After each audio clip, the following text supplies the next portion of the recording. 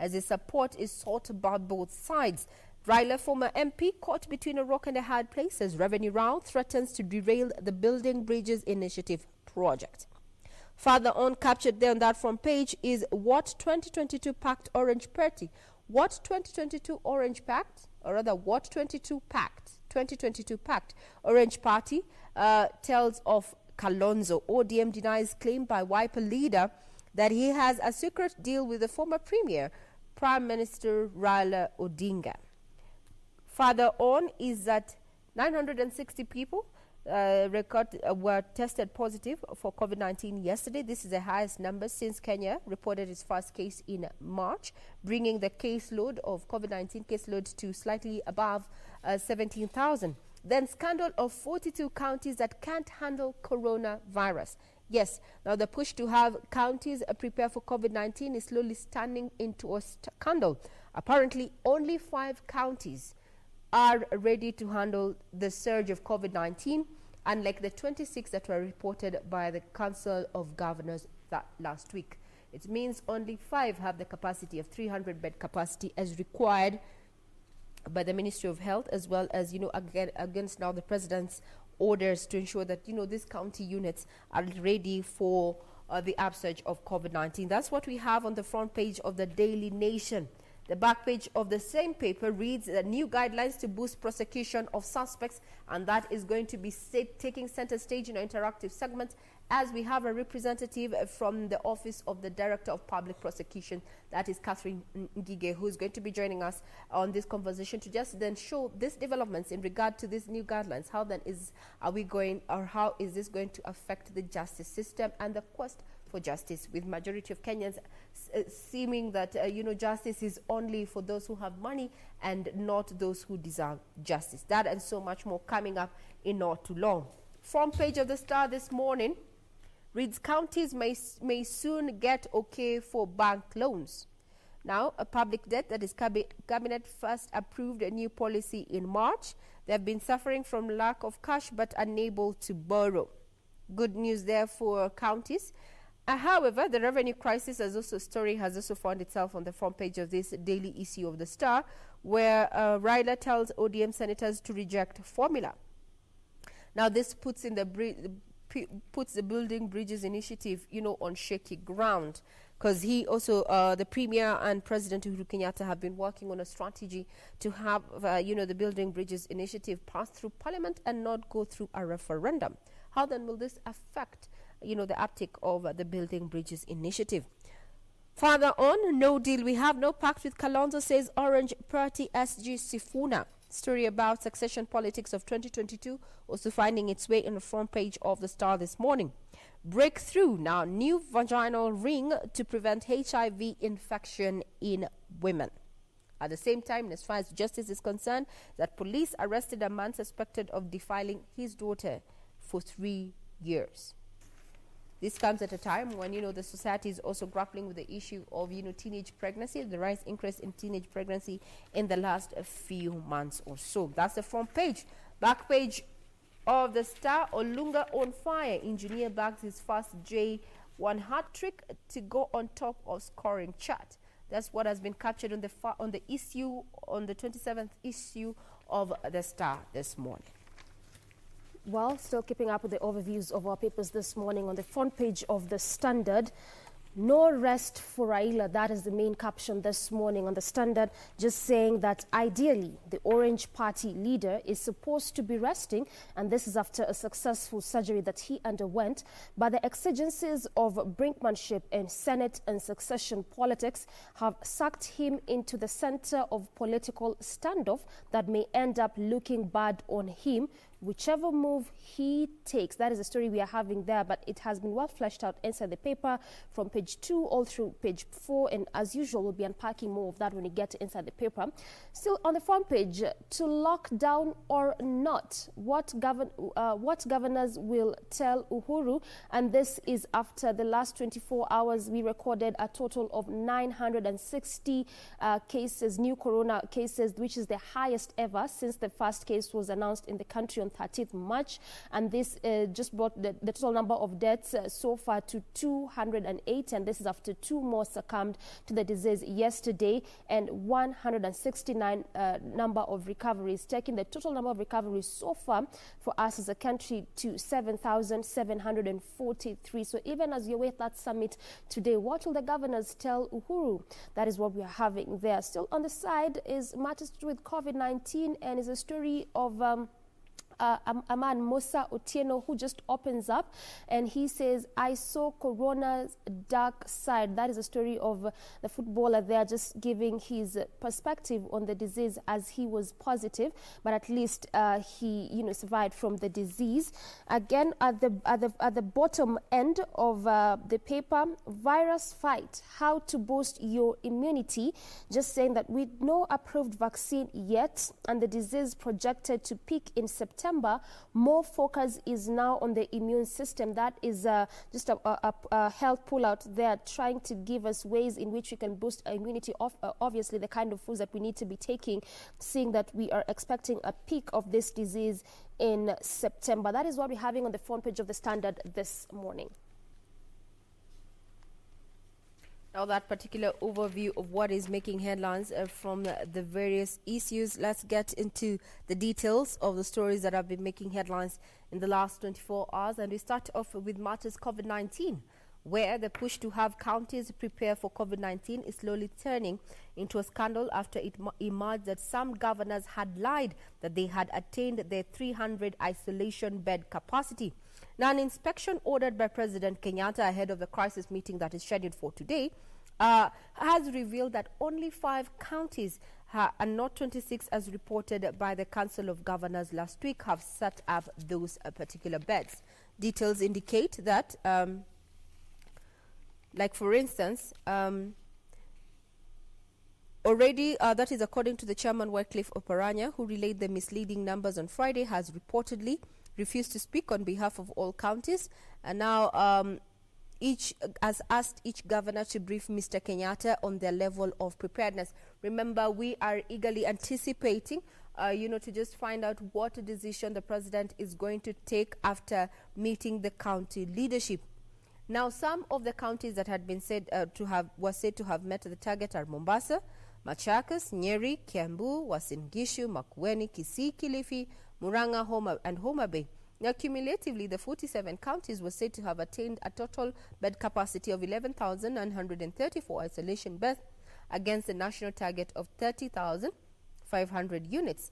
Now, however, part of the inspection report dated July 24th, Nyeri only has 188 beds, and unlike what was reported at 340, while Kilifi has only 271 against a reported 308 beds, while Baringo has 88 and Turkana 30, Nakuru 184, unlike what was reported earlier by the Council of Governors.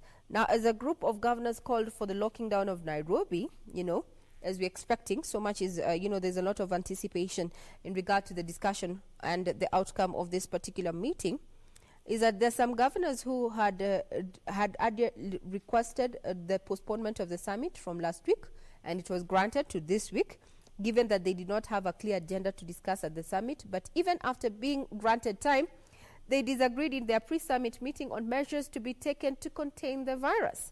A group of governors called for the locking down of Nairobi and bringing back cessation of movement measures in and out of the capital, claiming that this Nairobi is a hotspot for the virus, where others are opposed with claims that there were no scientific backup to that.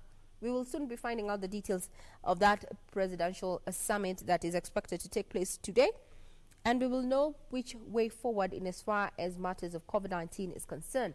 Now, still focusing on matters of COVID, is that at 960 daily cases peak at 960 amid rising fear of infection spike. Now, signs of COVID-19 and how to manage those in the community. This is a detailed report. You can get your copy and just read it. How, especially now when you're talking about just dealing with the issue of COVID-19 within the community level, and also some more bad news, or rather what Kenyans are grappling with in light of COVID-19, is that leaders got to mourn PCA cleric who died of COVID-19. That is none other than Reverend Peter Kariuki Kanier, of the outgoing Secretary General of the Presbyterian Church of East Africa. Well, still keeping up with matters COVID-19, the main header in regards to this disease is that record cases as president set to revise restriction. That is the main caption we're having this morning, just saying that COVID-19 cases have so far increased by almost 10,000 since the lockdown order on Nairobi, Mombasa and Mandera was lifted on the July of 6th, 2020. That is just, some 3 weeks ago. Similarly, the number of deaths went up by over 100 during this period. This is with 280 persons dead so far. Within this period, the country recorded not only the highest number of deaths in 24 hours, but also cases. Just continuing to say that the highest number of deaths was reported on both July 13th and July 21st, and this is when 12 people died on each of these 2 days. Now, with this 21 days since lockdown was lifted, the country recorded obviously the highest case, and that is why it begs the question where it's just an expectation of what the president is set to give to the directives that he said to give moving forward. Will he go back to the restriction of movement? Will he just let things be the way they are and Kenyans to take care of themselves? This is again a question that Kenyans are really expecting, even as you await that meeting today by the governors. But still keeping up with that meeting, governors no to lockdown as they meet Uhuru. This just saying that governors are opposed to a return to a partial lockdown, but are instead rooting for strict adherence to Ministry of Health guidelines in fighting this COVID-19 pandemic. The Council of Governors chairman, that is Wycliffe Oparanya, just said that, and he told the Standard yesterday in regards to this, just saying that their meeting with the president, which is said to happen today, governors will impress upon the national government to release the delayed share of revenues to counties to enable them to fight this pandemic. And he also said that the feeling was that people were slowly resuming their economic activities and are beginning to meet their responsibilities. So just further saying that to force them back to their homes is not solving the problem, given that the country is not ready to provide essential commodities to people during lockdown. This is what the Council of Governors Chair Wycliffe Oparanya said yesterday while talking, while talking to the Standard, saying that they are opposed to the move of locking down the country, since as it is, the government is not quite able to continue sustaining Kenyans, and as of now, at least, Kenyans have gone back to routine in terms of going back to their businesses and trying to just fend for themselves. But you're still awaiting that meeting and see what will turn out from that today. Now, 531 is the number of medics who have tested positive for COVID-19, while 8 have succumbed to the disease. As such, the Kenya Health Professional Society, an umbrella body bringing together healthcare workers in various fields, is now demanding that 10,000 extra health workers be employed to mitigate the crisis in the sector. The group claims the human resource in the sector is strained beyond limit, and it was time the government supplements the existing team to help deal with the surging coronavirus cases in the country. A detailed report by Ben Troy-Njoy.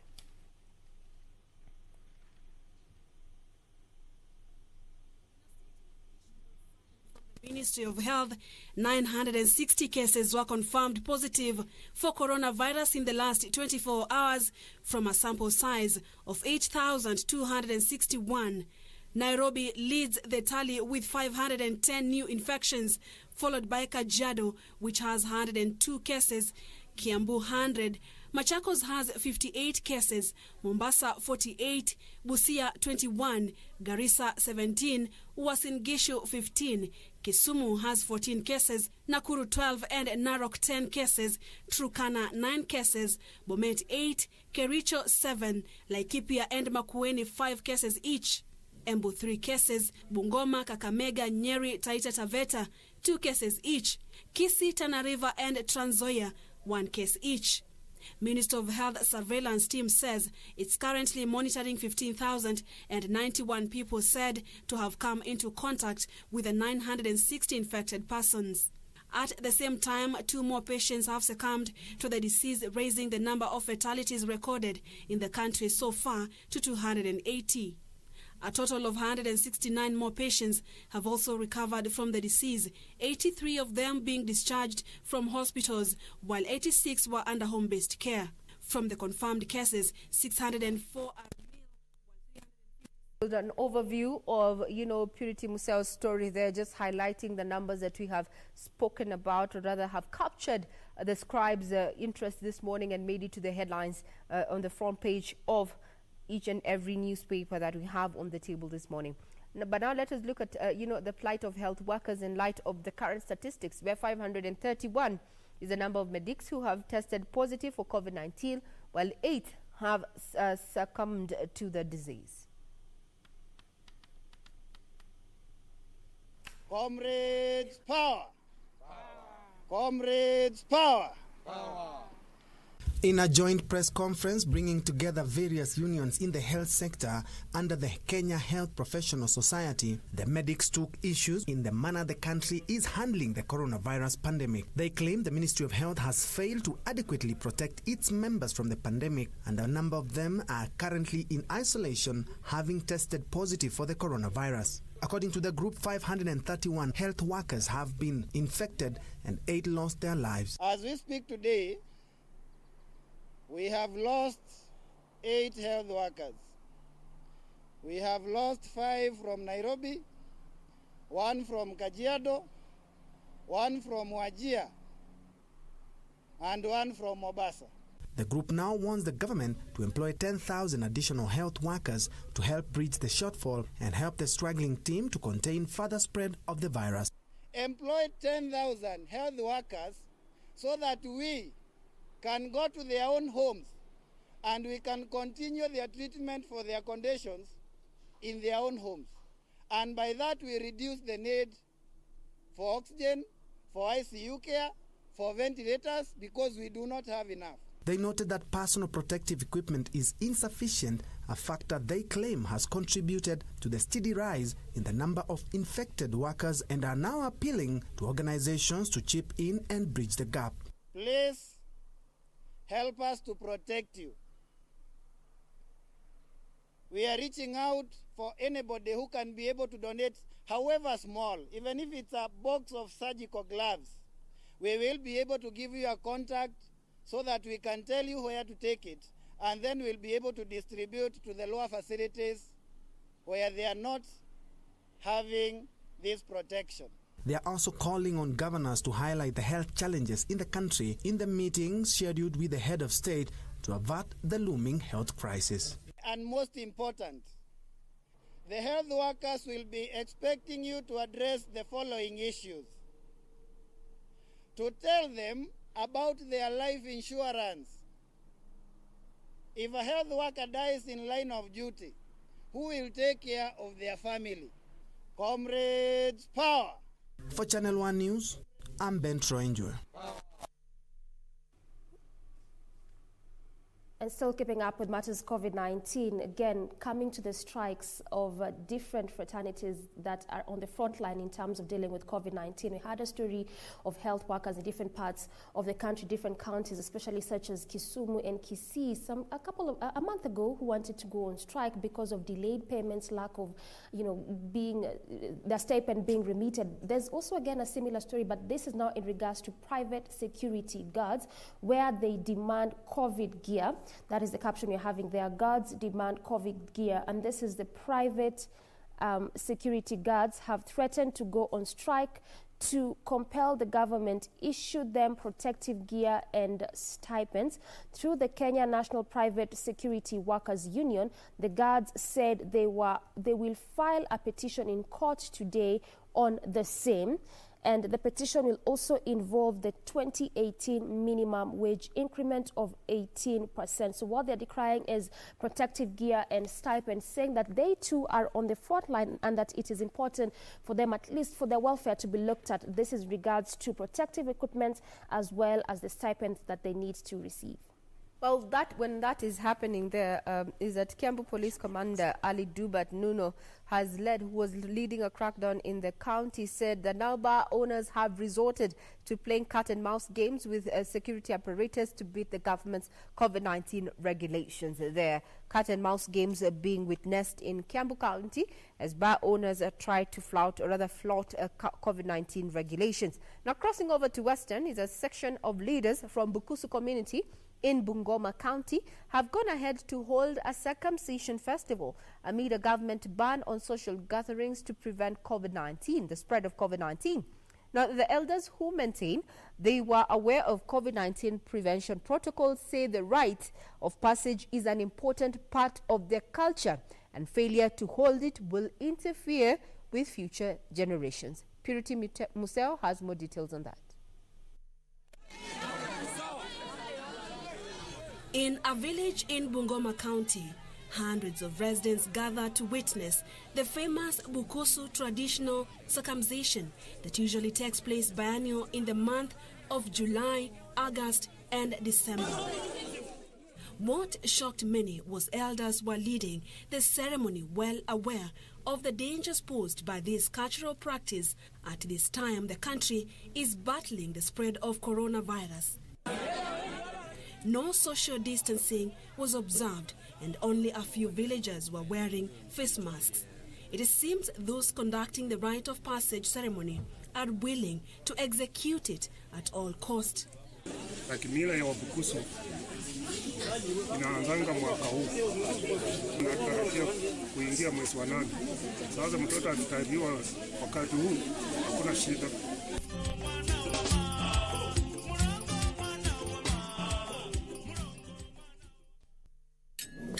They say postponing the rite will have ramifications on generational naming or generational transition as the next age group will be affected. Tunatii sharia ya serikali mambo ya corona. Corona iko ndio, lakini tunasimamanga 1 meter away. Hata vile mtoto alikuja kwa nini kutoka Chandoni hawakuwa kwa group kama vile wanafikiria. Walikuja na watoto walikuwa wawili, lakini walikuja nao pole pole, wanatembeza hao watoto kwa 1 meter.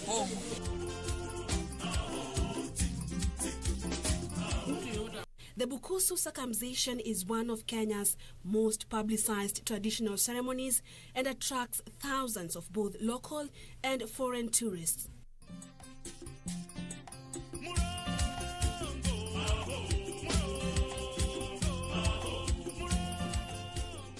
During the ritual, an initiate travels to his maternal uncle's home where a ceremony is held during which a bull is slaughtered.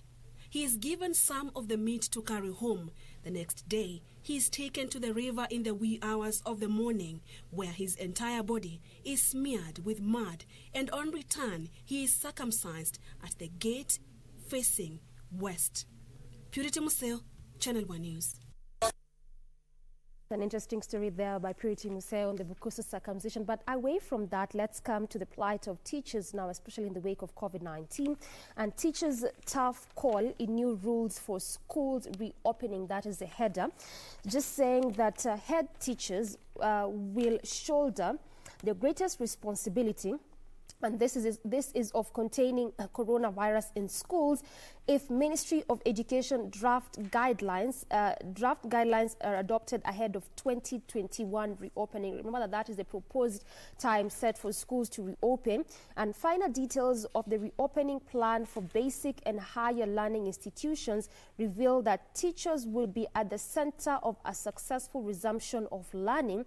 And so teachers will be required to make plans to receive learners and also guarantee their safety and cleanliness during their stay in school.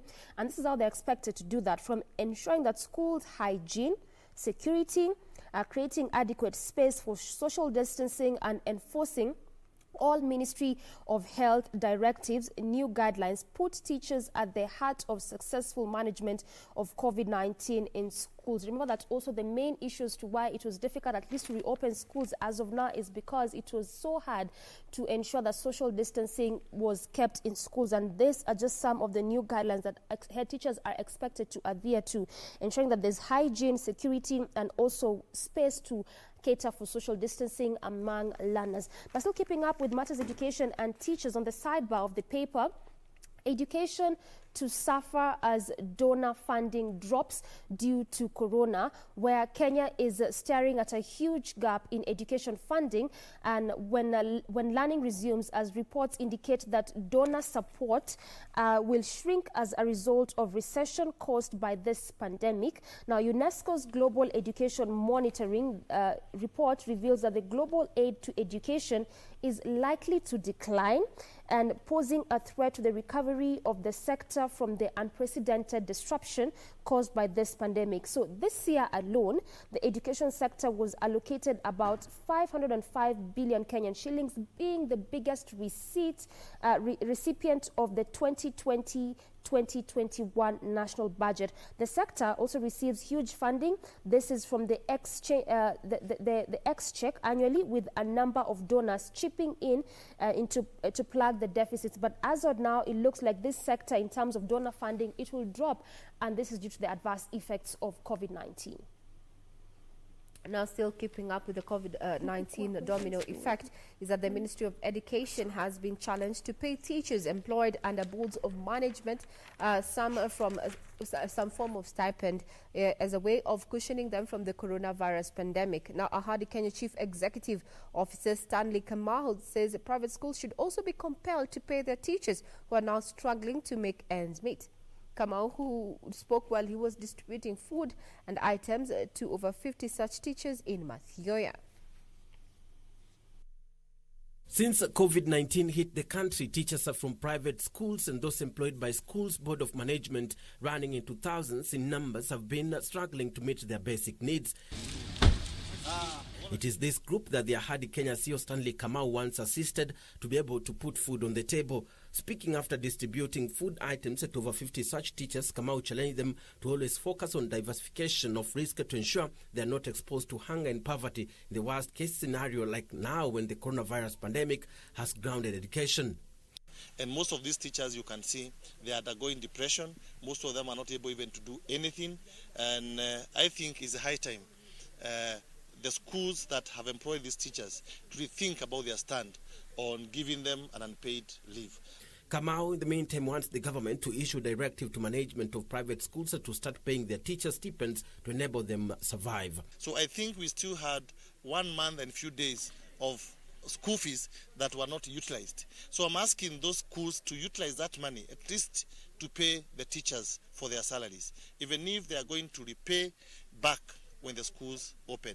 The beneficiaries narrated their predicament, saying they have been exposed to ridicule, becoming beggars and casual laborers at the homes of their pupils. Ili kujikimu kwa maisha yangu na familia yangu, sababu mimi ni mzazi pia, vibarua ndizo tumeanza kufanya, kulimia watu, kuchuna majani chai na kuomba vibarua kwa majirani.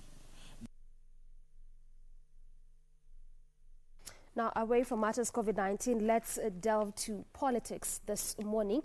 And now ODM denies a pre-election deal between Raila and Kalonzo, that is the Wiper party. You also have images of the two leaders there, the ODM leader Raila Odinga and his Wiper counterpart, that is Kalonzo Musyoka. But this was in a past meeting, just saying that the ODM has now denied having any pre-election deal with Wiper Democratic Movement leader, that is Kalonzo Musyoka, ahead of the 2022 general election. The ODM SecGen, Edwin Sifuna, said the Orange Party was not privy to such a pact or deal in the making between the two parties. Now, this is what the Wiper leader told the Standard in an interview. He said he had a secret pact separate from NASA arrangement with Raila in 2022. But again, the SecGen just reiterated that we wish to state categorically that no such deal exists, neither between the party nor the party leaders, as affirmed to us by our party leader, just affirming that there was no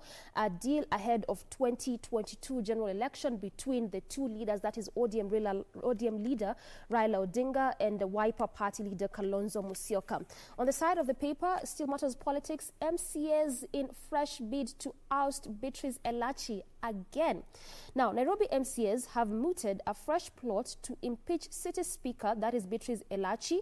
MCAs drawn from both sides of the political divide have already collected 51 signatures in support of the ouster of the speaker, that is Elachi, and are preparing a motion for the removal. Now, this ward legislators have surpassed the required threshold of 42 signatures for a notice of impeachment motion to be tabled before the county assembly. That is what is happening in Nairobi County Assembly, where MCAs in a fresh bid again to oust Elachi for another time. Now, still keeping up with stories, various stories making headlines in the political scene is that all eyes on the Senate and Big Three on county cash stalemate. Now, positions of Uhuru, Raila and Ruto on the third basis formula will pass or sink the debate. Now, for beneath the acrimonious formula and debate on the disbursement of the cash to the counties is a widening crack that has exposed the weak links in the National Assembly, or rather national politics. Now, with opposition to the formula coming from mainly the northern and coastal region, it will be interesting to watch who will throw these counties under the bus and with what consequences. Walking a thin line there for any decision that is going to be made by the three. Now, the proposed third basis formula is not only embroiled in the 2022 politics, but threatens to dry the county coffers since they cannot get any funding after July 1st without the Senate's approval. That's what is happening as far as the revenue sharing formula is concerned. This particular issue puts ODM Chief Raila Odinga between a rock and a hard place, as his stand will have consequences in as far as 2022 succession politics is concerned, as well as the building bridges initiatives. Further on, this does not leave Ruto unscathed for the Deputy President Ruto. Now, he has been put in an unfamiliar spot and now stands as to be the apparent savior. Now, as it stands, the leading figures in the Tanga camp allied to the DP are opposed to the revenue sharing formula that will see 19 counties, mainly in the less populous and marginalized, lose up to 17 billion shillings, money that will go to the pockets of the remaining 28 counties, mainly Central Kenya, Western Kenya and Rift Valley. While Ruto is the man to unlock the cash standoff, details in that on that issue, you can get them on this particular issue. Now, the Orange Party denies Kalonzo's claim of 2022 pact with Raila. Now, the background of this is that Wiper leader Kalonzo Musyoka said he has a secret pact with Orange Democratic Party movement leader Raila Odinga on how they will work together in 2022. Apparently, it seems that the Orange Party SG is not aware. According to ODM Secretary General Edwin Sifuna, he says they are not aware of any such pact. Crossing over to matters, politics within Nairobi County. It seems it's not smooth sailing for Beatrice Elachi as MCAs start another process to kick out Elachi from office again. So far, 42 signatures are needed for a notice of impeachment motion to be tabled before the Assembly. They argue that since her return, she has been on a vengeful vendetta to any MCA who does not toe the line. Further on in matters politics within the Nairobi counties, that Sonko is in a new bid to pull out of a deal with state-owned running city. What has been happening over the social media in the last few days is that we've seen claims here and saying that he had actually been given whiskey before he penned his signature to that particular deal. Now, quoted there is his lawyer, there ought to have been some mechanism to resolve such disputes. That is according to Peter Wanyama, lawyer. We will be keenly focusing on that if Nairobi County is likely to return. Sonko is likely to return at the helm of Nairobi County that is currently under military, headed by military, that is BADI, the NMS, the Nairobi Metropolitan, that, the president inspected various projects that have been run by the NMS himself, saying that indeed in the last 90 days, they have done more work than we have seen over the years. give us your take in regard to, the workings of the NMS versus, when the Nairobi County was under the leadership of Mike Sonko there, the governor. Now, that has put matters politics. There's so much to handle, especially when it comes to matters succession politics 2022. And as such, the Amani National Congress leader, Musalia Mudavadi, is calling for an end to the ongoing grand standing over the division of revenue formula. Here's a detailed report by Edward Kabasa.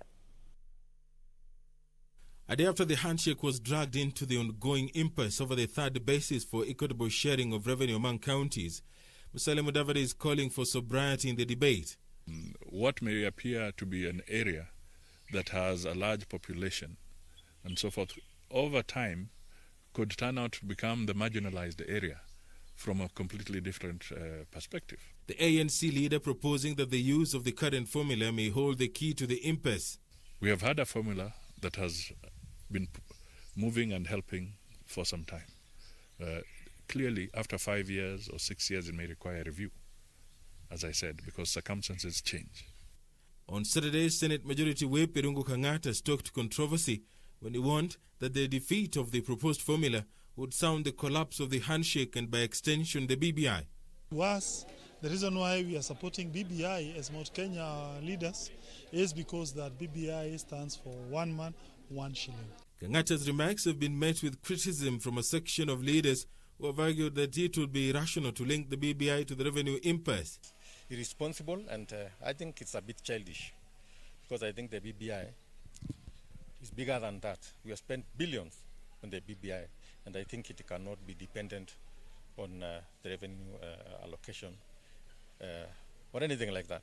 1 mile, one person is going to address the marginalization that has been there in this country since independence.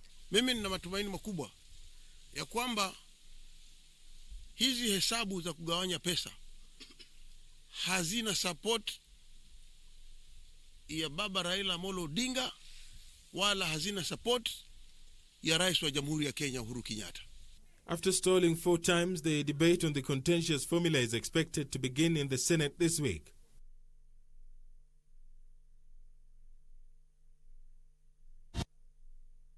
And away from politics, let's look at justice this morning, to the corridors of justice. And now agency probes Garissa killing, that is in Garissa County, where the Independent Policing Oversight Authority, that is of IPOA, is now investigating the death of 2 people said to have been shot by police officers in Garissa. That is Ado and Aden Abdi was shot dead. This is at Garissa's livestock market during a confrontation between the police and locals. Witnesses said the officers who shot the 2 had been pursuing suspects. So the 2 were just caught in between, the police and the suspect, the suspect that the police were pursuing. Now, the Saturday's 1 p.m. killings sparked protest, with police engaging in running battles with the rioters, and that is why IPOA is now investigating the death of these 2 individuals in Garissa. At the bottom end, still on the corridors of justice, trio found with tasks arrested, and this is just an administration.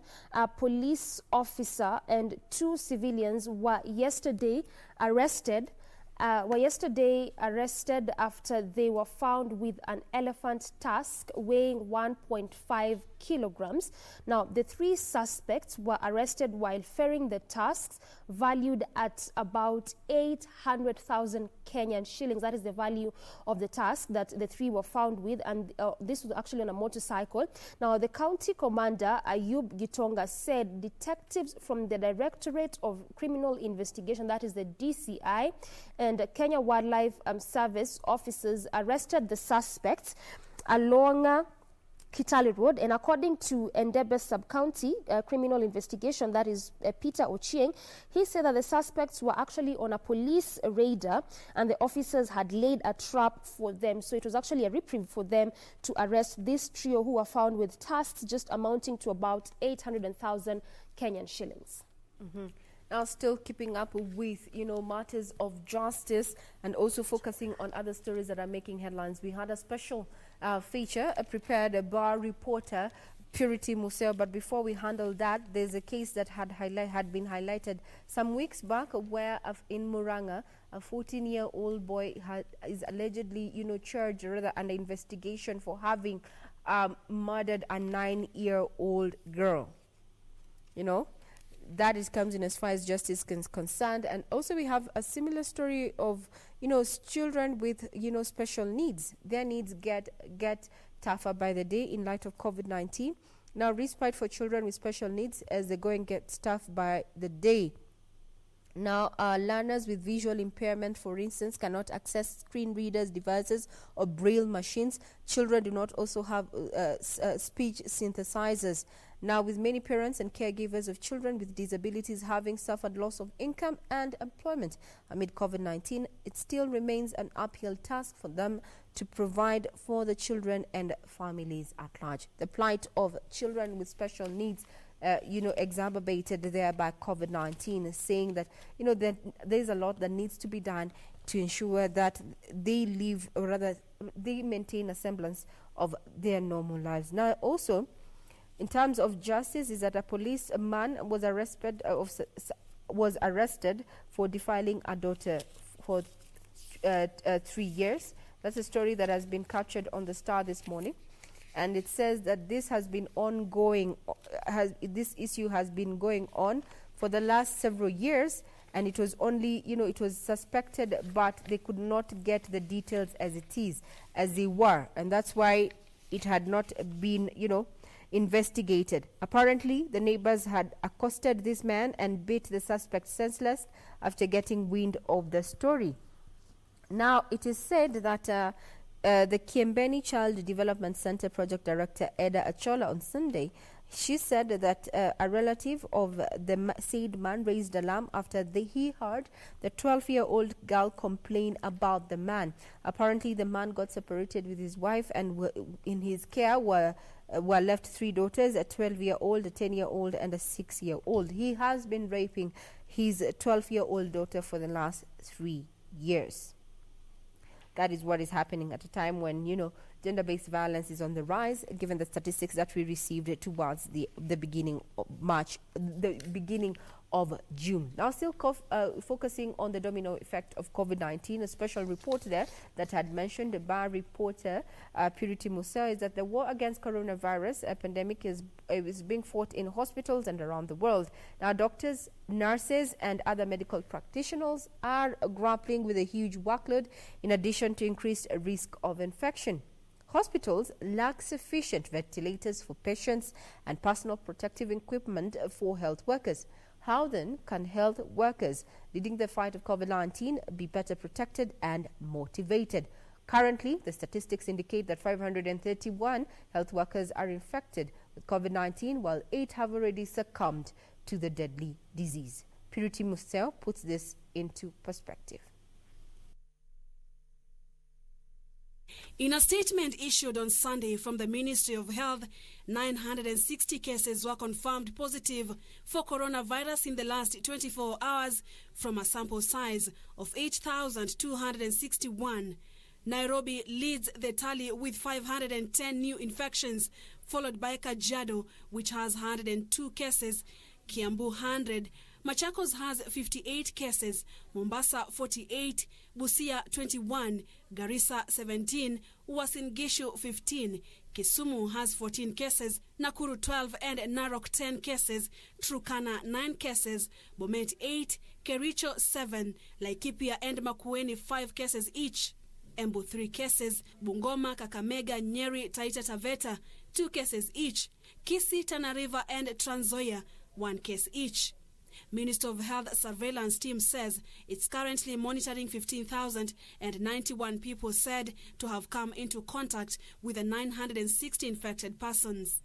At the same time, 2 more patients have succumbed to the disease, raising the number of fatalities recorded in the country so far to 280. A total of 169 more patients have also recovered from the disease, 83 of them being discharged from hospitals, while 86 were under home-based care. From the confirmed cases, 604 are male, while 356 are females, and their ages range from 1 year to 88 years and include 8 foreigners. To date, the country has managed to test 276,515 individuals.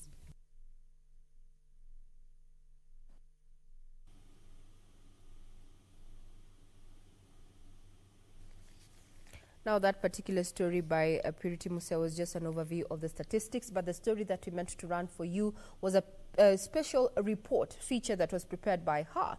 And it's supposed to be running in the next few minutes, or rather seconds, as our producer cues it. So remember, 531 health workers have tested positive for COVID-19 and 8 have succumbed to the deadly virus. Then how then do we, or rather do health workers, get better prepared in light of rising cases of COVID-19?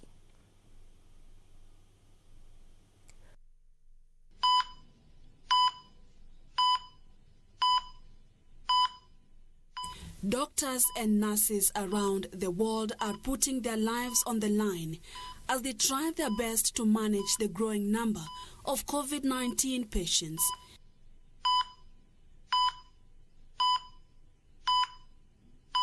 Can the enormous physical and mental strain on them be reduced?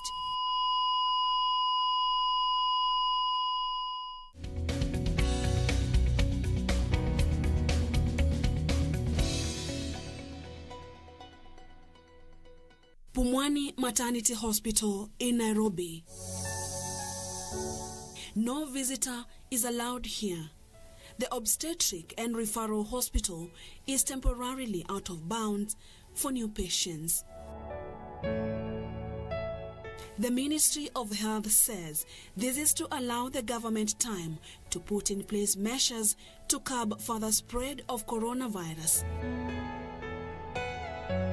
At least 41 employees at the country's largest maternity hospital have tested positive for COVID-19 in the month of July alone. 21 or 22 are support staff, ancillary staff from revenue, kitchen, CSSD and the like.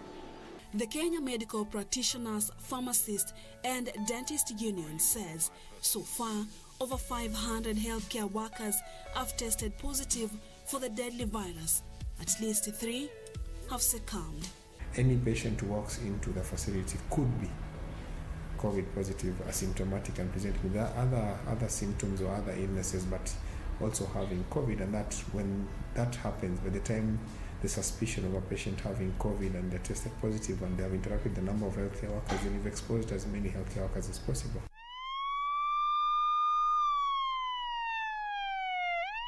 For every life saved from COVID-19, numerous others have been put at risk in the form of duty and self-sacrifice.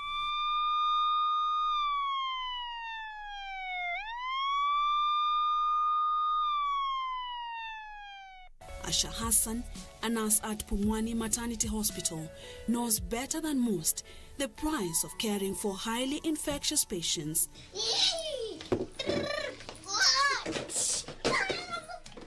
The mother of 3 contracted COVID-19 in the line of duty.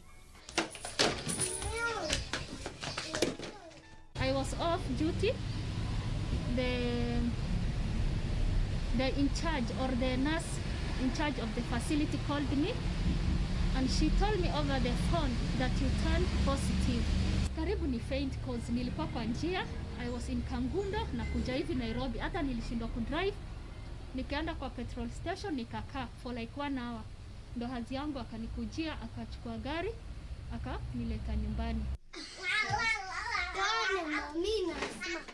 I don't know if my kids are in window period wataturn positive. Yani nilikuwa na mawazo mengi. She was the first nurse to test positive at the facility. Even before I was tested, I was having all the symptoms like body weakness, headache. Even if I swallow painkillers, it was not going. Nilikuwa nayo. Sore throat, asthmatic attacks, frequent attacks than the normal one. Nilikujua na ambulance, black ambulance. In fact, hata majirani walijua niko na corona hiyo time. Being asthmatic, she feared for her life. Sometimes nilifeel kama naweza enda into ICU or HDU because I was worse. The 5th day after testing positive, nilikuwa worse. That pain was too much. Even if I was nebulized or given any medications, haikuwa inaenda asthmatic. Nilikuwa tu chest bado inashikana. For 11 days, she battled the disease. But the medications like antibiotics, nilijibaia mwenyewe. Food, everything, nilikuwa najifanyia. Even the counseling, consultation, nilijilipia. Her 1-year-old baby who was breastfeeding also tested positive. I went there for 2 days in isolation, Kenyatta. The small one has started showing all the symptoms. Alikuwa na homa, headache, na fever ambayo haiendi, hata umpe hata antipyretics, hizo madawa za kumaliza fever. Asha has recovered, but she is scared of reinfection. At least alhamdulillah I'm okay. Right now na feel poa, lakini sijui vile nikirudi job if I will get reinfected again ama nita remain negative. So right now hata nikikupigia calculation nimespend like 73k. Accessing proper personal protective gear is still a challenge. Now hata neighbors wananistigmatize, nikitoka nje hata kuanika nguo mtu anakutoroka, so unaamka saa 9 usiku uanike nguo. Some of the healthcare workers basically just staying at home, being asymptomatic and all, but just staying at home without a clear pathway of treatment and care. Kitu tu ningetaka tupewe the right PPEs na waandike more nurses at least, because una hustle mpaka unajipata umekuwa infected. With the coronavirus overwhelming the country, medical staff are faced with an additional trauma of having to work without the proper protective equipment, and soon may have to choose who is and who does. Purity Museo, Channel 1 News, Nairobi. Equipment, more and more PPEs is the plight of many health workers, even as some of them are being infected with this disease. But before we finish our segment in the headlines, let's just look at a bit of some sports. A story here of Okoth pledges to improve in 2021 Tokyo Olympic Games. That is the main caption we are having there, and this is just Nick Commander Okoth. The Heat squad captain, was over the moon after qualifying for the next year's Tokyo Olympic Games, pledges to do his best, and he was speaking at a training base in Rai, just saying that he is pledging to do his best after he qualified for next year's Tokyo Olympic Games. That is Okoth there, just pledging to do again his best after he qualified. Still keeping up on stories making headlines in the sporting arena is a 21-year-old Kitui-based athlete David Ndonga has called on the national and county governments to construct and refurbish more training grounds for talented youths. Ndonga, who featured in the 10,000 meters and 3,000 meters steeplechase races, believes that the noble gesture would be a key step towards fighting drug and substance abuse among the youth. David Ndonga Kituku hails from the hilly remote parts of Matinyani Ward in Kitui County, has won both regional and national games at different levels since his primary school days, as evidenced by his huge pile of certificates awarded to him in various competitions. Even during this time of COVID-19, he has resolved to continue practicing in order to one day achieve a dream of shattering the world record in the 3,000 meters and 10,000 meters world championship. Naendelea na kufanya mazoezi kwa vile kuna hii changamoto ya corona. Sijakomea mazoezi pia. Naendelea na mazoezi. Natarajia sana kuona maisha yangu ikiendelea vizuri, kwa sababu tuweze kuinua nchi yetu, sana sana Kitui County na hii familia yetu. Kituku has made it a routine for him waking up early every morning and running for several kilometers away and back home to his home village Cheni in Kauma location, Matinyani sub-county, where he was born and raised up. Kama nasaidiwa sana sana na wazazi wangu kwa sababu ni wanga tunategemea sana chakula za shambani. Wanga tunategemea mapato yenye wanga wazazi wangu wanapata, na mimi wanga tunafanya mazoezi nikisikia mbio kama siko mahali wanga tunaenda. Through his hard work, he has won several championships within and outside Kitui County and even participated in Avena Marathon where he finished in the second position. According to him, the greatest challenge affecting athletes in Kitui is lack of training facilities and failure of the county government to nurture talents. Lack of finances and sponsorship to enable them pursue their dreams is a challenge too. Tunanga zile uwanja za kukimbilia.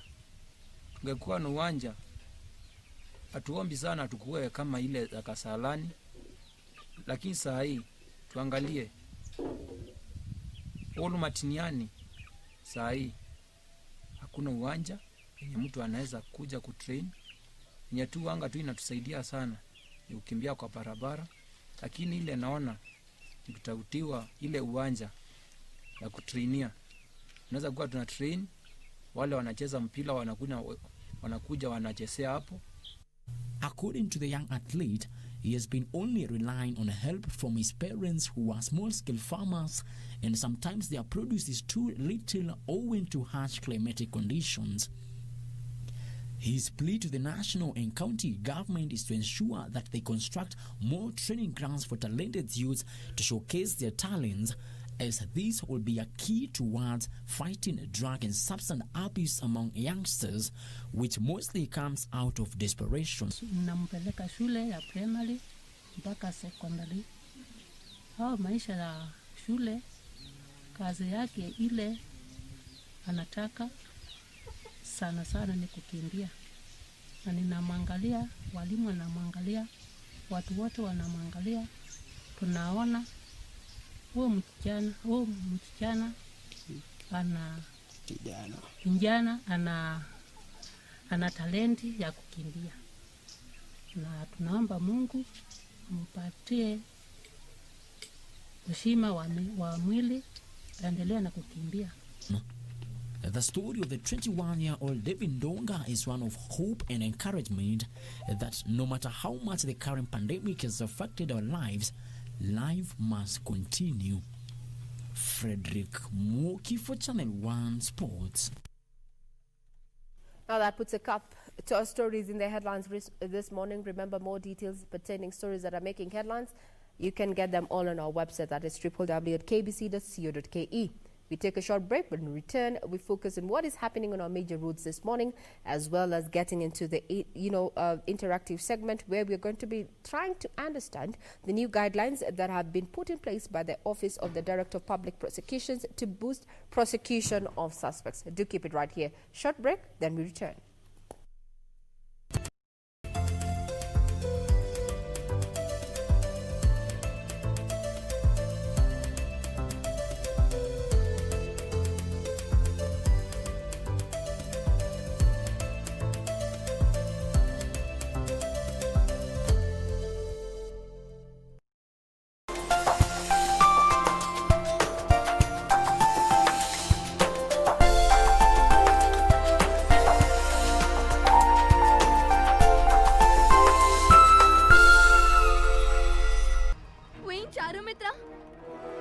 What are you doing? What has the lady done? The way you keep interrupting in order to protect her. This is the outcome of that. But what is the matter? Forgive me, lady. You have to tolerate all this because of me. No, Acharya. This is my destiny. Why did you leave the emperor alone and disappear for so many days? I had sent him. On the next episode of Corner. Binti, haitakuwa complicated. Ushafikiria kuhusu wa mabibi zako wengine? Watasemaje? Mimi sitaki shida. Shida gani? You have taken it too far. Having me sucked like I was a fag. Acts like one, gets treated like one. For the last time, I am not the one trying to kill you. Like you would admit it.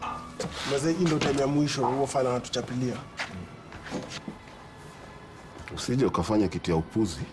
Lazima alipe. Na wajua hata sijasahau hiyo ngori yake ya kunidrag.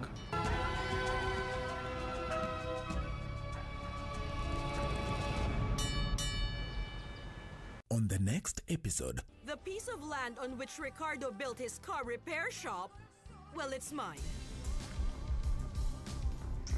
I went to Antonio's house with the excuse that I needed to borrow a drill. You will never guess who I saw there, all nice and cozy, as if she's the lady of the manor. Who was it? It was Margarita. Where have you been? Oh, come on, we've been repeatedly calling your cell phone. I am gonna get you out of here, you good for nothing. Nobody makes a fool of me. In Love with Ramon.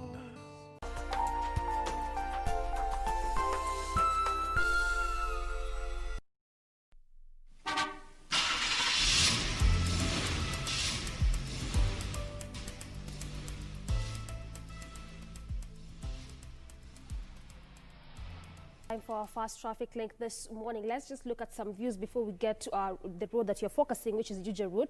But there's just a tweet here from Otieno saying that no traffic today. City seems not busy. Is it because you are anticipating a lockdown? That is just one comment from Otieno there. There's one also saying that it is very sad to see matatus not adhering to COVID-19 rules. No social distancing, no sanitizing, no fumigation. Really ready to curb this spread. Remember that also last week when we were looking at the papers, we had a story where the matatus, or if you may, the public service vehicles, there were strict guidelines that were set for them to follow, and key among them was this issue of social distancing, which has become one major issue, especially if you are in the public space. Now, it just looks like matatus are not keeping up with this social distancing that was mentioned, and this is one of the ways to curb COVID-19. But when it comes to traffic, again, another comment just saying that if you are on Thika Superhighway heading to town, don't use Muranga Road if you're coming to the city center, because it looks like there's a bit of a traffic snarl up there. But we're just trying to see how that specific road is looking like in terms of traffic. So let's come to our focus this morning, which is Juja Road. This is the road I want us to look at this morning. And in terms of activities, which ultimately means in terms of either reconstruction process and ensuring that there's footbridges installed on this specific road, also the non-motorized transport system, that has not happening. That has not been happening actually along Juja Road, unlike major other roads such as Outer Ring Road, Mombasa Road, or even Ngong Road, where we've been seeing numerous activities in terms of road reconstruction, bridge installation, as well as the NMT just being put in place. When it comes to Juja Road, that hasn't been, taking place in terms of those kind of activities. But it looks like in terms of traffic, there's quite a bit of a snarl up there, especially just as you leave the Komarok roundabout. Now, before even we get deeper into traffic, Juja Road again is one of those roads that branches off from the main Outer Ring Highway. Like I had mentioned to you time and time and again, Outer Ring Road is the latest highway to be reconstructed in the country, just making it an 8-lane road, at least reduce on the traffic snarl up and the traffic congestion in this early morning hour as well as the evening rush hour, in terms, given the fact that there used to normally be quite heavy traffic build up on this specific route, and that this reconstruction process, at least it's still coming along well, because they're still up in terms of trying to ensure that the bridges that had been slated, these are the footbridges that are still being installed there. So this Juja Road is one of those roads that branches off from Outer Ring Road. Other roads that branches off from this specific highway is also Juja Road, there's Manyanja Road, and it goes all the way to Thika Superhighway. So coming to Juja Road, which is our focus in terms of traffic, just as you branch off from the roundabout, in fact, just before I get there, actually, when you're using Outer Ring Road, as you head over to Juja Road, traffic has just changed this very minute. It wasn't so a couple of seconds ago, and this is actually on the lane that is leaving all the way from Mombasa Road as you head over to the Komarok roundabout, branching off to Juja Road. In fact, on that specific lane, traffic is actually at a standstill, not moving at all.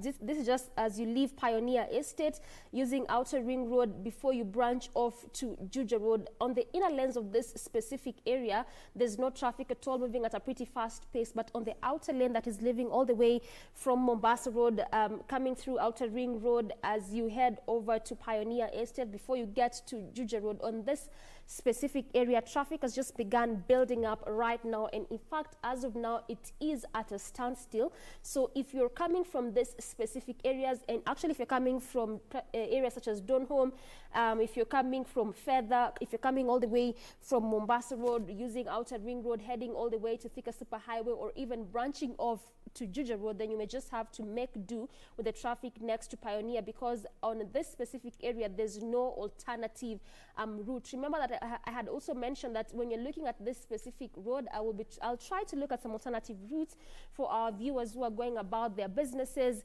heading to their workstations, and any kind of activities, especially in this early morning hour. But coming to Juja Road on this roundabout again, also in terms of traffic, beginning to slightly build up on some major parts of this major roundabout before you branch off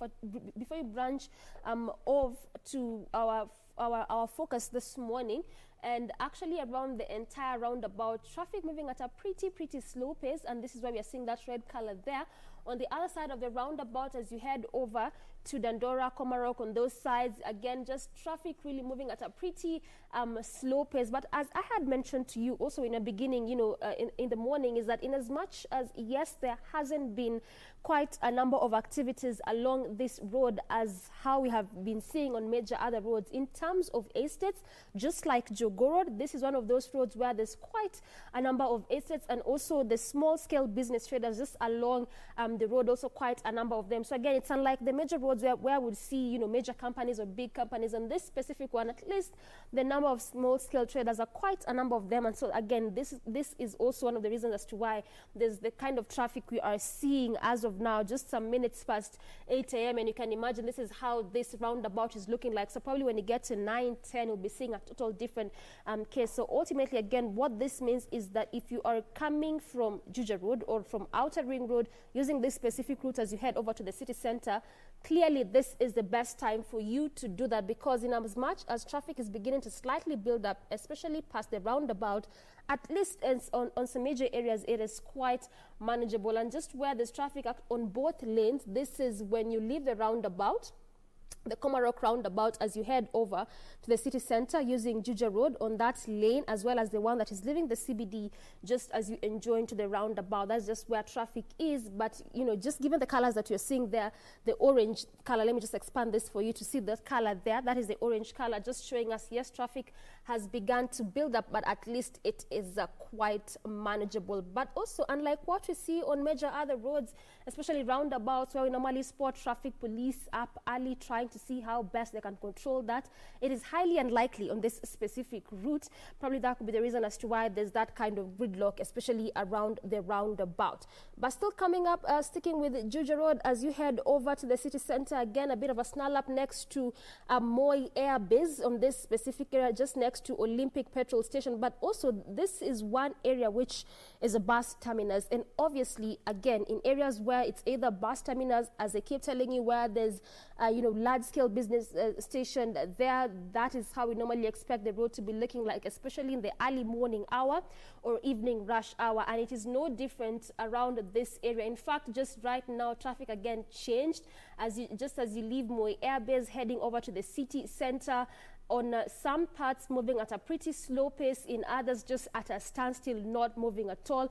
But then again, also if you're heading to the city center, then you may just have to make do with that, because there's no any other alternative route actually till Mlango Kubwa area. That's just where there's one of the alternative routes. But then again, also that route leads you over to Thika Superhighway. And then we just read a tweet telling us that along Thika Road there's a bit of quite a snarl up there. So that means if you want to use that as an alternative route, then again, you may just have to make do the traffic there. But coming up with Juja Road, as you head over to the city center, at least what I'm seeing this morning is that on major parts of this road, we're not really seeing that heavy traffic gridlock, just on some areas where there's a bit of a snarl up. Next to Pangani Girls, that is just next to Pangani Police Station, again on this intersection, which also serves as a good alternative route for those plying Thika Superhighway. On this specific intersection, again, just traffic really building up on major parts, in fact, just at a standstill. And this just around the intersection as you head over to Ngara, all the way to Thika Superhighway, coming from Juja Road, again, heading over to the city center. Around this intersection, just traffic really building up around this area. And as you leave that intersect, heading over to the city center through Juja Road, on that specific area, in fact, it's now at a standstill, not moving at all. But also, this is only on the lane that is coming from CBD as you head over to the Pangani intersection, coming all the way, going all the way to Thika Superhighway rather, as well as just branching off to Ngara. So again, this also means that if you are coming from Juja Road, clearly is the best time for you to do that, because when you leave this intersection as you head over to the city center, there's no traffic at all. So that means, again, it's also a good alternative route for those that are coming from Thika Road and would ultimately want to use this as an alternative route, because just where there's traffic and is at a standstill is only on the lane that is coming from the CBD as you head over to the estate. So that's what we are having this morning in terms of traffic. Our focus has just been what has been happening along Juja Road, especially as you head over to the city center. Let me just look at one last road before we wrap it up this first link up segment, and this is just again Thika Superhighway around Muthaiga area as you head over again to the city center. Also on this specific one, just at a standstill, not moving at all. And that is why earlier on I had said, if you are coming from Thika Road, again, just like the ones coming from Juja Road, then this Pangani intersection could be a good alternative route for you, because there's no traffic at all on the lane that is heading over to the city center. Traffic only being witnessed on the one that is leaving CBD as you head over to the estates there alike. So that is what is happening this morning in terms of traffic. Our focus has been along Juja Road. Probably in the next link-up segment, we'll try to look at what will be happening on other major roads in terms of traffic.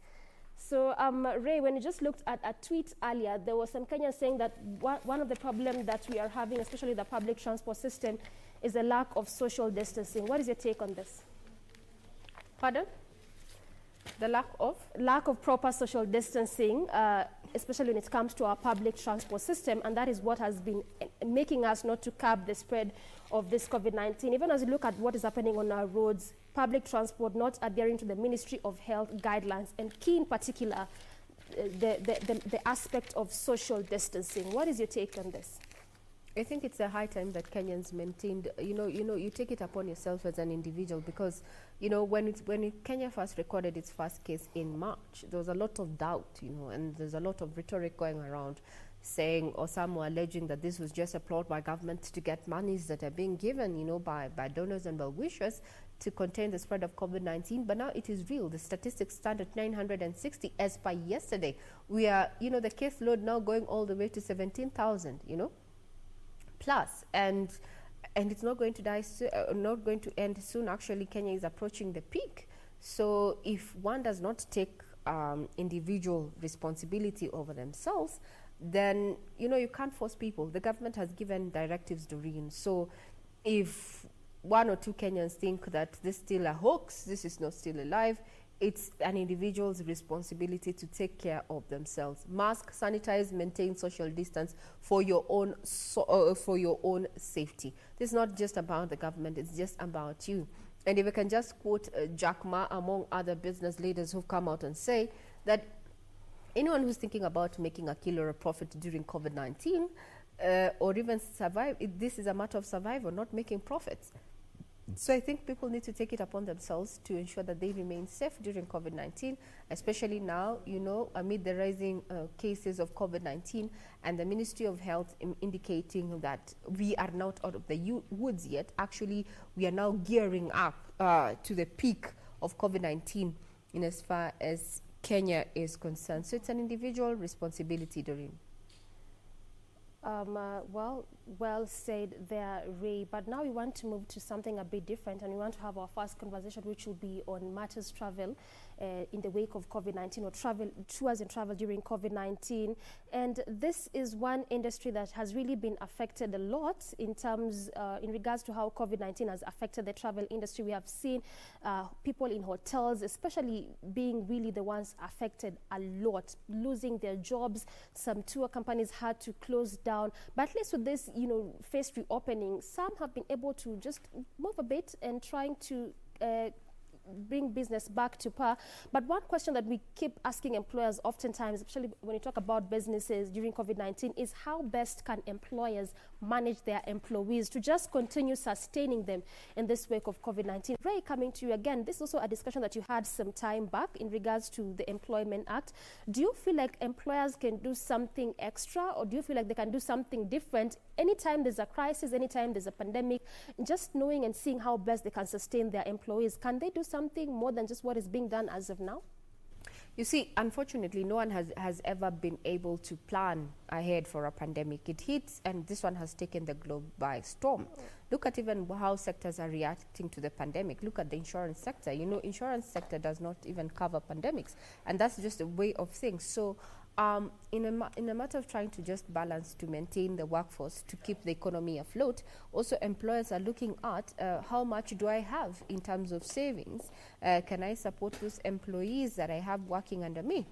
I think it's a high time we calibrate how we are going to move going forward, because looking at, for example, at the tourism sector, even with the staggered reopening of industry and subsectors, you'll find that also calls by the Cabinet Secretary there of Tourism, Najib Balala, to sector holders to just reduce the prices of the services and products within the tourism value chain.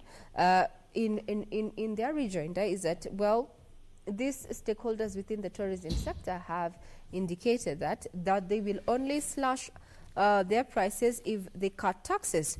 Quoted there is that the hotel owner's father, this is a story that has been captured in one of the dailies this morning, and the hotel owner's father decried the cost of doing business, terming it as prohibitive, and they cited high water and electricity bills among other charges.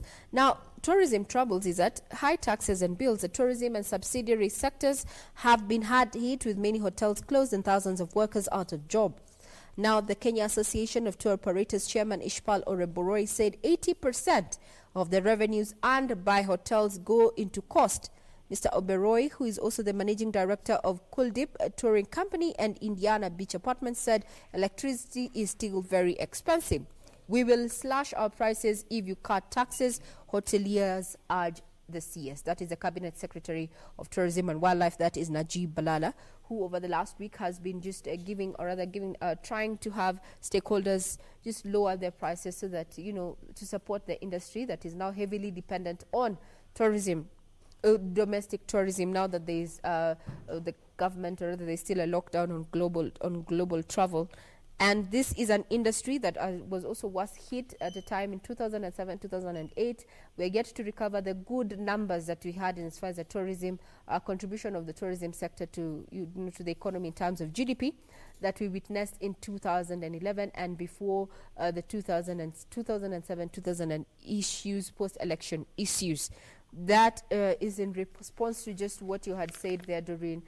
If now employers can be compelled to do more than they can, well, especially within the private sector companies, well, this actually falls on their goodwill. And if indeed the company can survive, if it continues, paying salaries as usual.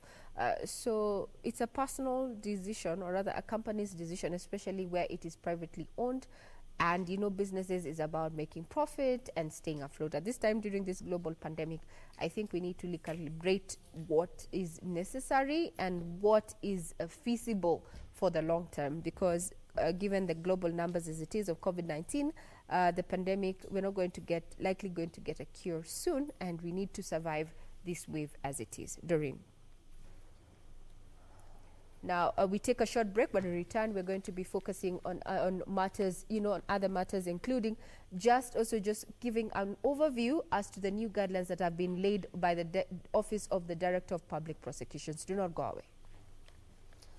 All right, tours and travel during COVID-19 is our first conversation this morning. We want to better understand more about that specific industry. First of all, how to get into that industry if you're someone out there, an entrepreneur, and you want to get into the tours and travel business, and also how this specific business has been affected during COVID-19. And talking to us is Martha Wanjohi, who's the CEO of D&R Ventures. Just when we get her voice, we'll be coming to her in a bit to talk to us about her journey. First of all, she was in the corporate world, working the corporate scene, so how that experience has been like for her before she ventured into entrepreneurship, into business, and specifically the travel business. How it has been like for her, just as it has been mentioned by my colleague earlier, Ray, is that the travel business, and like we've talked about earlier, is that the travel business has been affected so much during COVID-19. And yes, we understand many sectors have been affected by this disease, but travel industry is one that has really been affected quite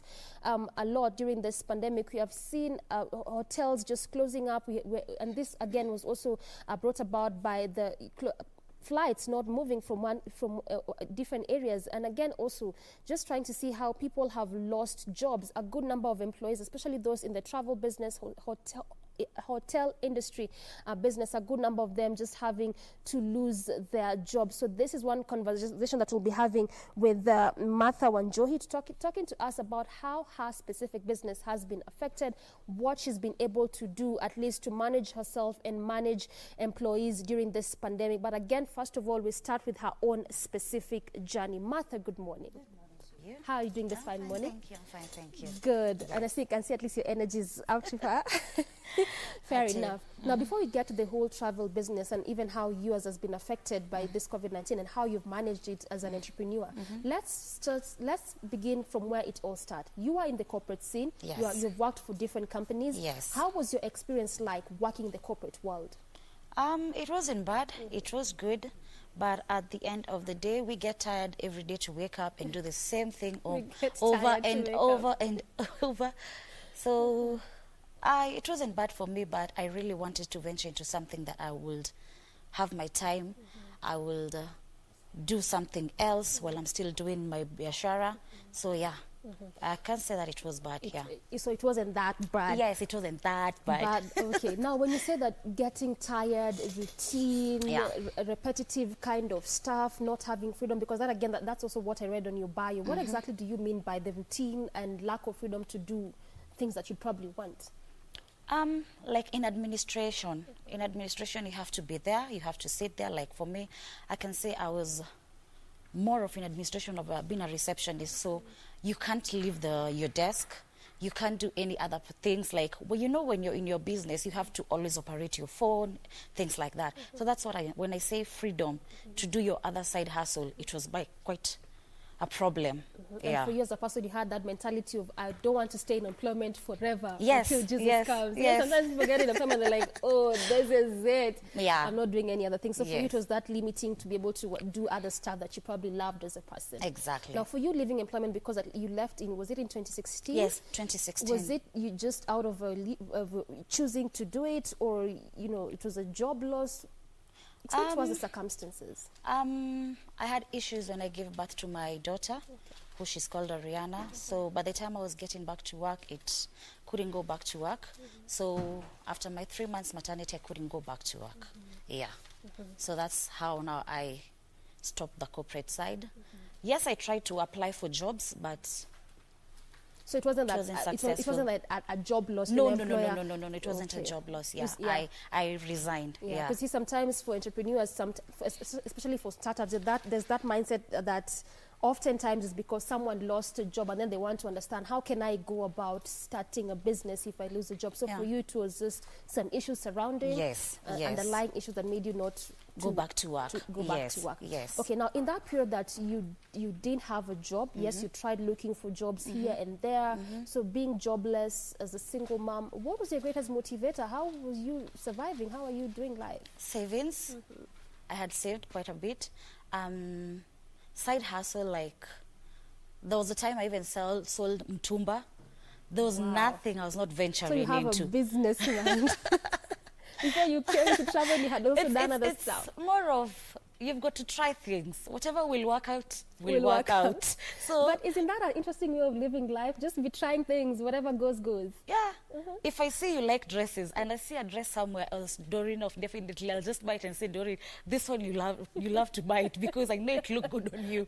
Yeah. So I was hustling here and there, of course, trying to look for a job, but it came to a point like, everywhere in Nairobi, I think they have my CV, and nothing was giving up. Yes, nothing was coming up. Like, it got to a point yesterday, I got somehow depressed and stressed because I was like, what will work out?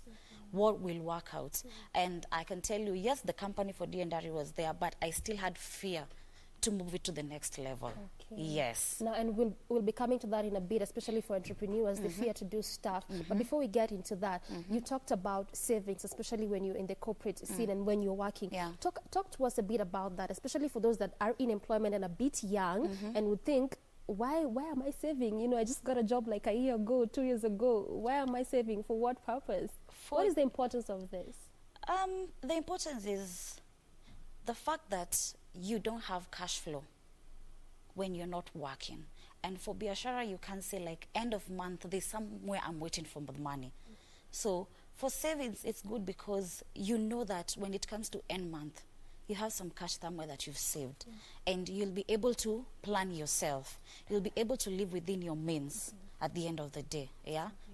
So savings doesn't mean that I have to put like daily 20,000. I can put 500. I can put 100 bob.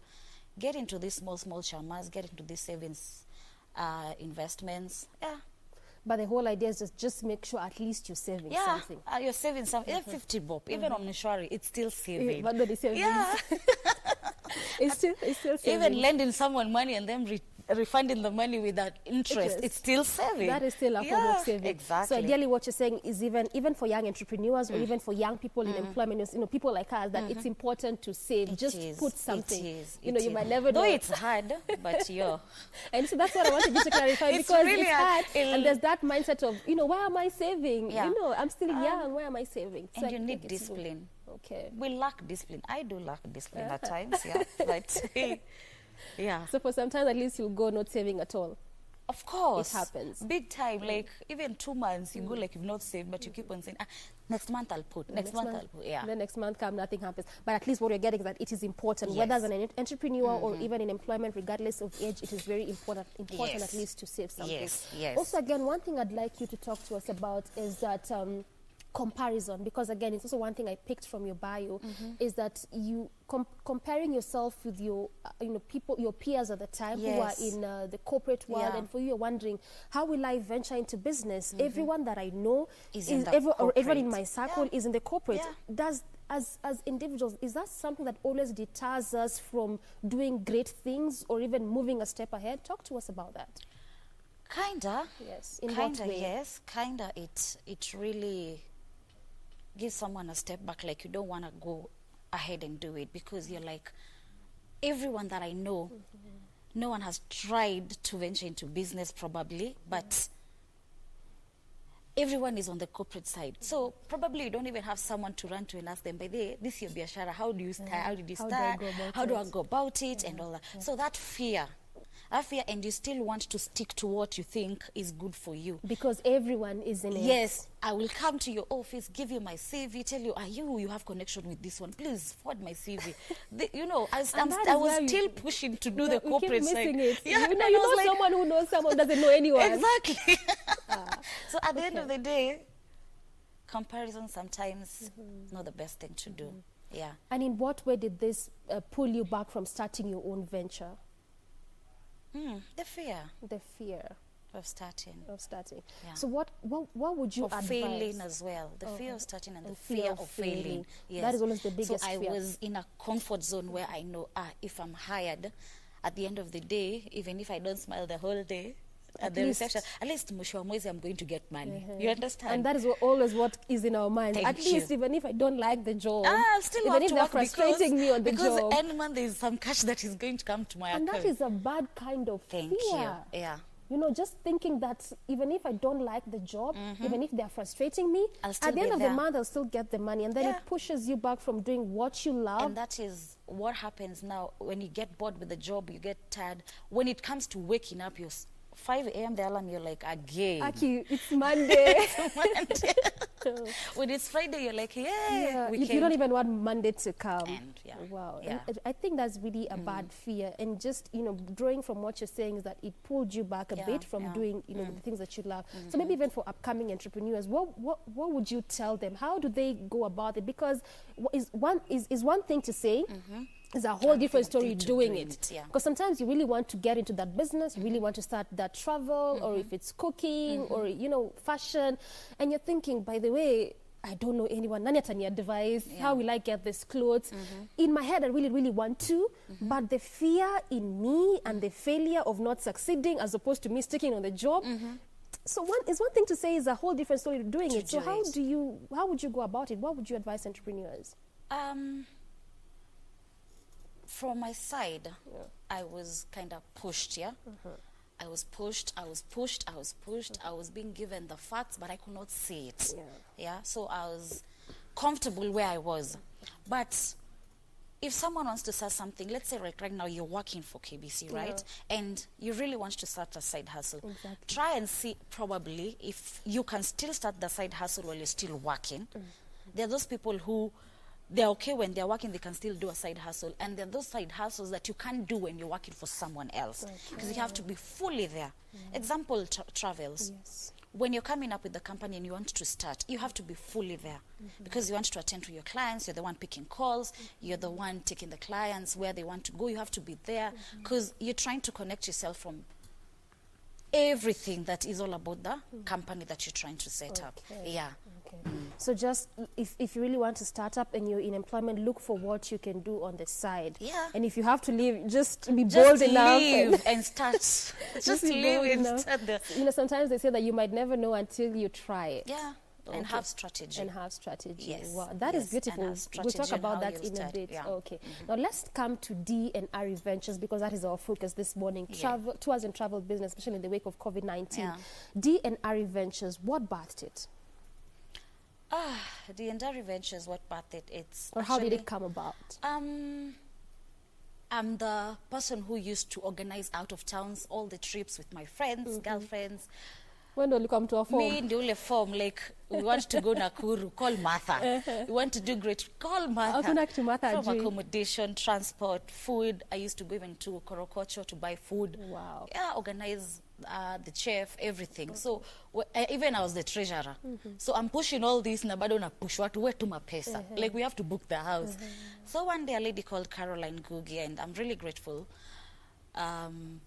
We were just seated on a balcony, sipping some coffee or tea, on a tumblers. Are you saying this sipping some coffee and tea like it wasn't tea and coffee at all? But anyway, carry on. And she told me, Martha, man, you do this effortlessly. Like, why can't you do it as your side hustle and run with it? Because you love doing it, and we can see you have passion in it.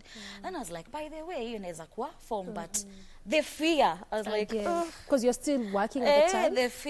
The fear of failing, like nikianzisha then it drop. But she pushed me. Then that's how we came up with the name. Just seated there, said, your son is called Dylan, your daughter is called Ariana. Let's call it D&R Ventures. Just like that. Just like that, and the name came up. Came back to Nairobi, she's like, you have to register the company. She pushed me. Register, blah, blah, blah. And the company, Facebook open, Instagram open. But still, believe you me, this company was open like 3 years ago. But before it started operating. Imagine. But yes, I was taking people out of town, but I was not taking it as the way right now I'm carrying like a baby. Like a baby. You know, and things have to work right now. Things have to work, like how not choice, like we have to push. And that's how it started. And here we are. Wow. I like that you're saying you had a friend who was pushing you. Do you feel like, she especially she still does, when you go left, this is the track. Now, do you feel, especially as young entrepreneurs, that is something that probably people lack, or we lack, someone to just push you and make you see that this thing can work? Probably because not everybody, Doreen, is for you. Like nobody, Yeah, not everybody really likes to see people grow. You will have those genuine friends and you'll not have those genuine friends, yeah? But if you get one, please hold on to them, yeah?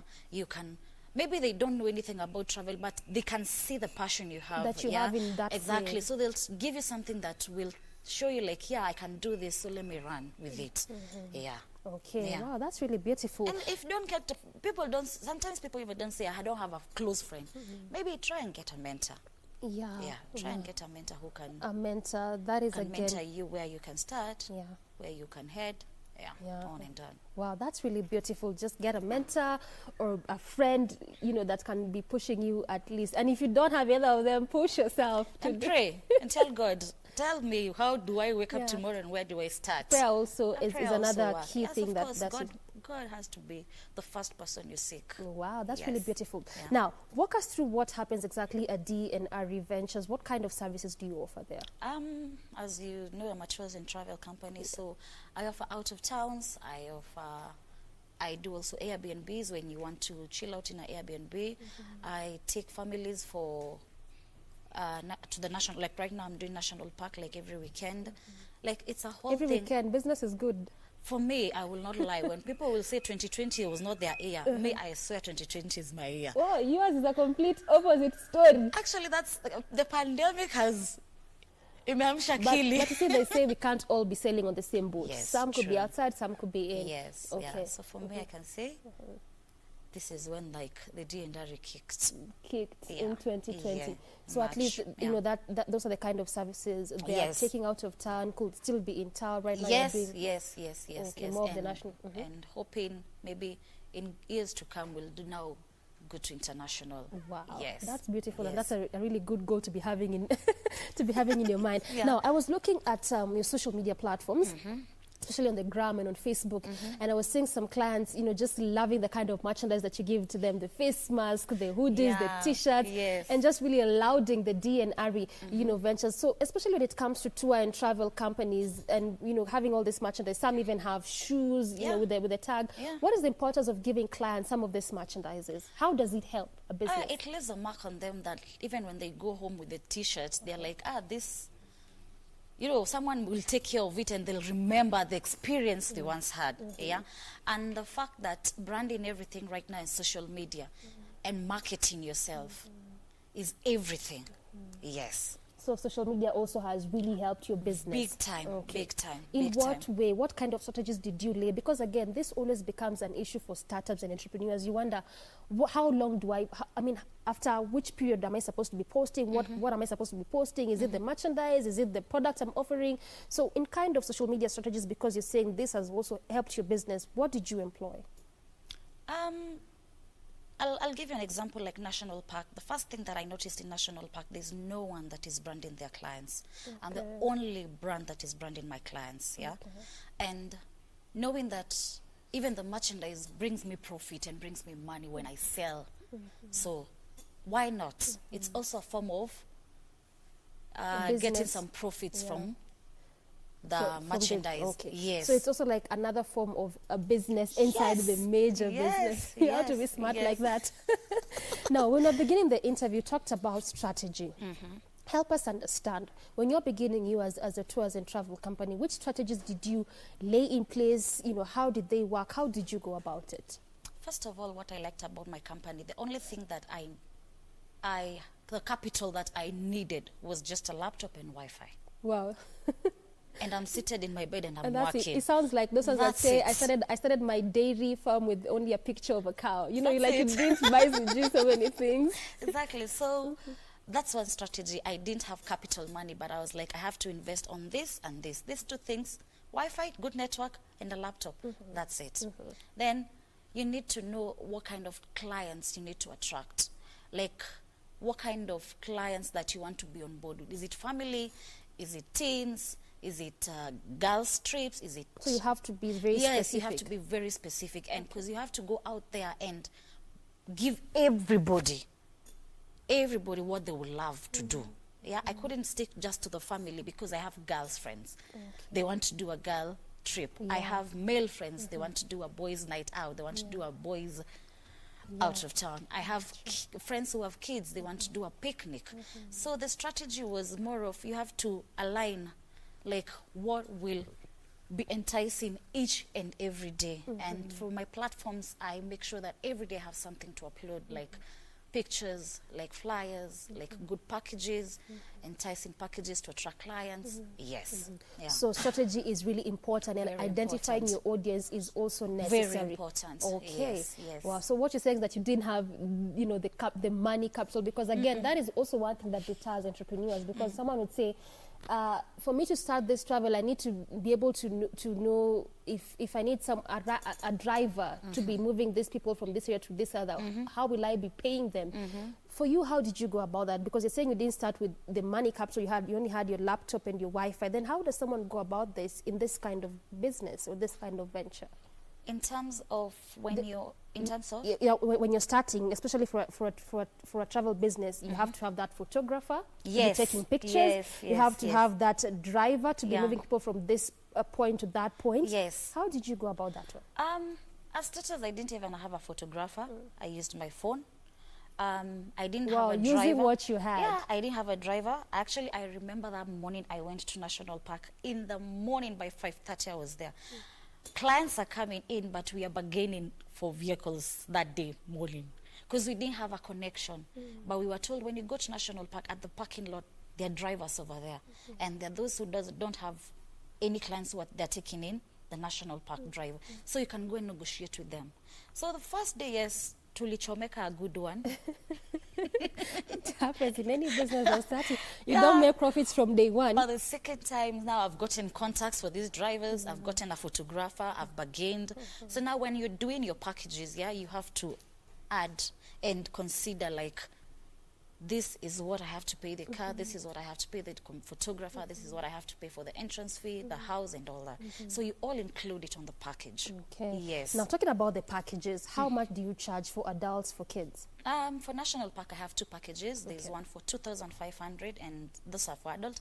There's one for 1,500 for kids. That only comes with the branded mask, water bottle, and sanitizer on board, and entrance fees.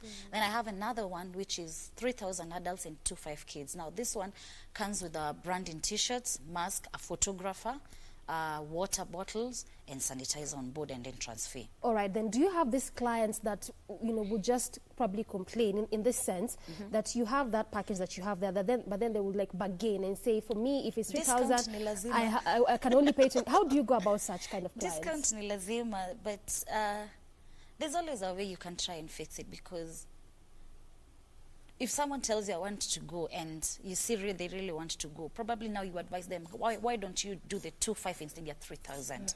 Yeah. So at least there's a way in which you go about dealing with clients who may not fit the price. Yes, exactly. So again, also for young business persons, because you're trying to target people that are out there, especially during this pandemic. We understand that people have lost jobs, and someone may want to venture into a business and they don't know how to deal with such kind of clients. That you have, this is the price that you're charging for this kind of dress. This is your package. But this one would say, I can only pay this. This is what you're charging for this kind of trip. They say, I can only pay this. So at least what you're saying is that you need to learn how to deal with such kind of persons. Yes, yes. And as a business person, at least learn to offer and give discounts. Definitely. I feel like there's a take home there. Okay, let's talk about your time in tours and travel, because you had said that you had begun it some years back, but because you're in corporate, you hadn't really ventured so much into it. So for how long have you been doing this tours and travel business, and how has it been like for you? I can say for the last 2 years, it was just going out of town, having fun, not even thinking of, let's take pictures, let me post. It was just, when I go out of town, I'm also having fun. I'm not thinking like, can I work? Can I take advantage of this? Like I have a Kina Doreen on board, why don't I take pictures? And I think I started in March. I started in March. March is when I can say I kicked off. Yeah. March is when I can say I kicked off. March is when you kicked this year. Yeah. Wow. So it's just been a couple of March, April, May, June, July. Wow. So then how have you been dealing with it? Because again, that March is when the first case of COVID was announced in the country, and we've seen many people losing jobs. So for you, how have you managed yourself and the people that you're having there as your team? I can say, let me tell you, people are kind of tired staying in the house, so they're looking for an activity to do. People never knew that National Park Drive is so exciting, but I remember the first time we decided to do this National Park thing, I was like, will it work? We went, and we had not branded ourselves or anything. We're just going to have fun, take pictures, post, yeah? Funny enough, during the first time we went, we started getting calls. When you post on your WhatsApp status, I send you, you share with your friends, you started getting calls. So you decided, let's do it the second weekend. We did the second weekend. I branded myself. People liked the t-shirt. They were like, why don't I get this t-shirt as well? So that's why now the third time I decided, let me brand the clients. And now I came up with the packages. Yeah. Wow. Then finally, as you wrap it up, Martha, what will be your take home for entrepreneurs, for young startups, those wanting to venture into businesses, into this kind of tours and travel? They are skeptical, they fear because there's COVID-19. How do I go about it? What would you tell them? Very briefly. Very briefly, just take off. Drop the fear, take off. Mungu mbele. Have passion. And be bold. Wow. And carry your confidence. That's it. I and like, have strategy as well. I like that. You know, just sums it up. Have passion in it. Take off. Just start it. Just wake up and move. Just wake up and move. Thank you very much. You're welcome, Jerry. Thank you so much again. That has been Martha Wanjohi, the CEO of D&R Ventures, talking to us about matters tours and travel, especially in the wake of COVID-19, how to start this kind of business, how to make it, how to survive even in times of crisis. We want to take a very quick breather, but we'll be back with more, so stay with us.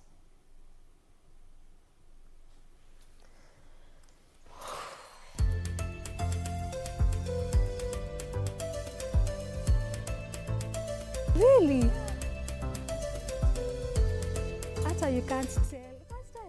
First time yeah?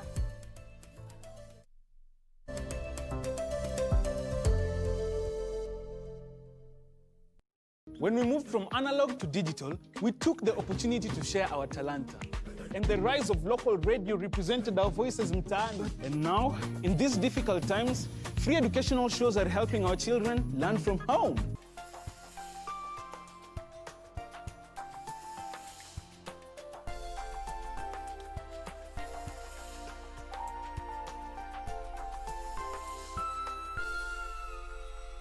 And new ICT and educational platforms are going to make sure that no one is left behind. Mawasiliano kwetu, nguvu kwako.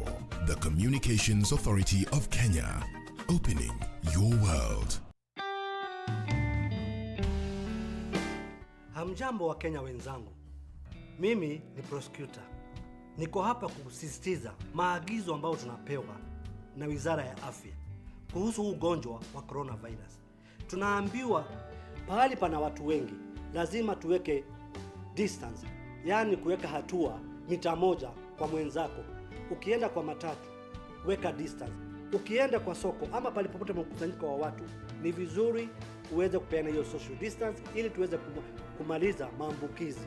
Tukifuata haya masharti ama maagizo ambayo tunapewa na Wizara ya Afya, hakika tutaangamiza coronavirus na hali yetu ya kawaida tutairudia. Asanteni sana.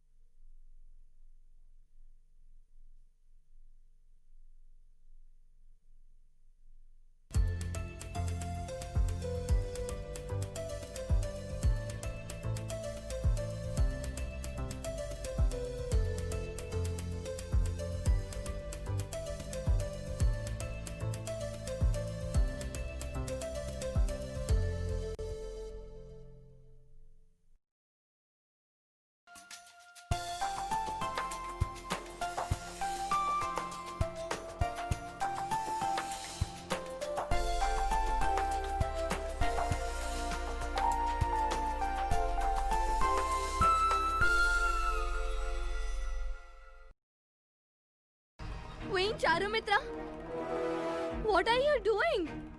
What has the lady done? The way you keep interrupting in order to protect her. This is the outcome of that. But what is the matter? Forgive me, lady. You have to tolerate all this because of me. No, Acharya. This is my destiny. Why did you leave the Emperor alone and disappear for so many days? I had sent him.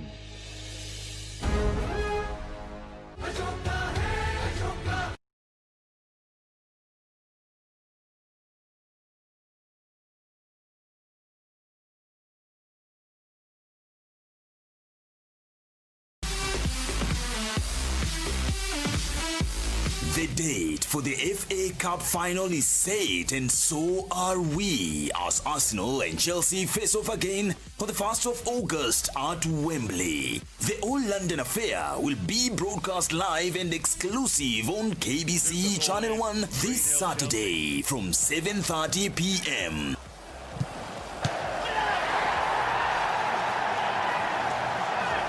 Cesar Azpilicueta again for Giroud. Oh, and it's found a way through. Heads up. It is a showdown worth your wait.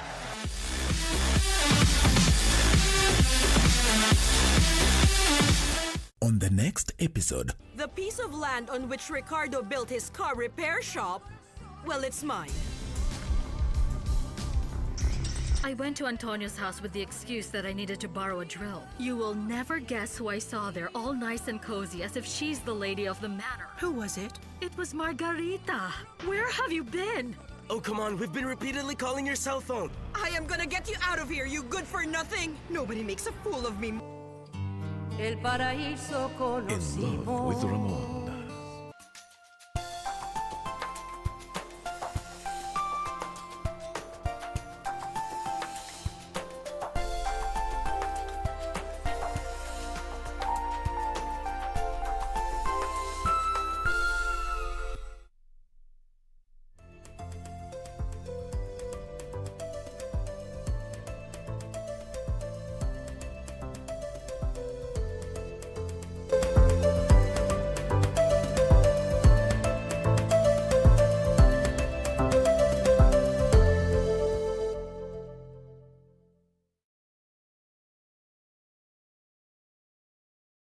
We will be having smart cities.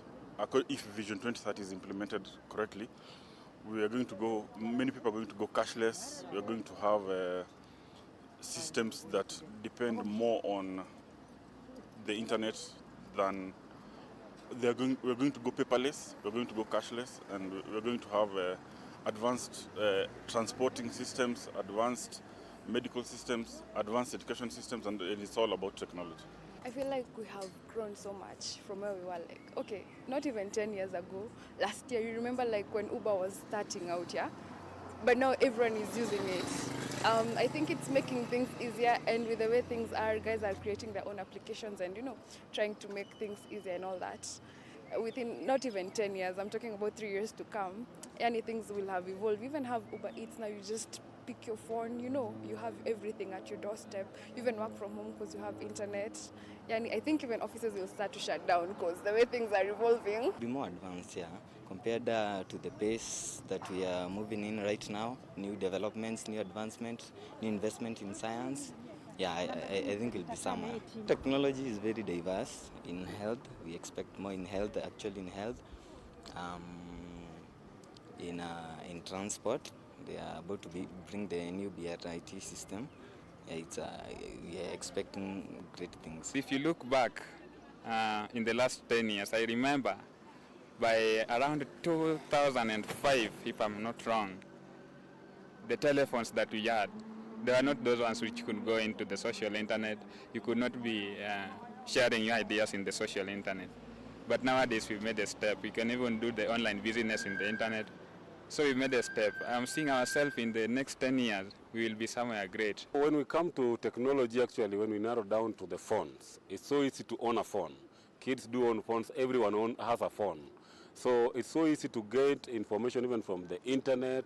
It's so easy, even there is no protection, there is no security. So any child can just have a phone and go into the internet and get anything. For example, you can go to the internet, you find something called naked what, and when you just log into that, you find that some very nasty photos are coming and you are seeing them, and nobody even knows that you are gaining access to such things. So I think the children actually needs to be protected against such things, and that is something that the government needs to take seriously. I think in 10 years tutakuwa tumeadvance mbaya sana. Technology itakuwa juu. Yeah, I think kila kitu saa itakuwa digital in 10 years to come, everything.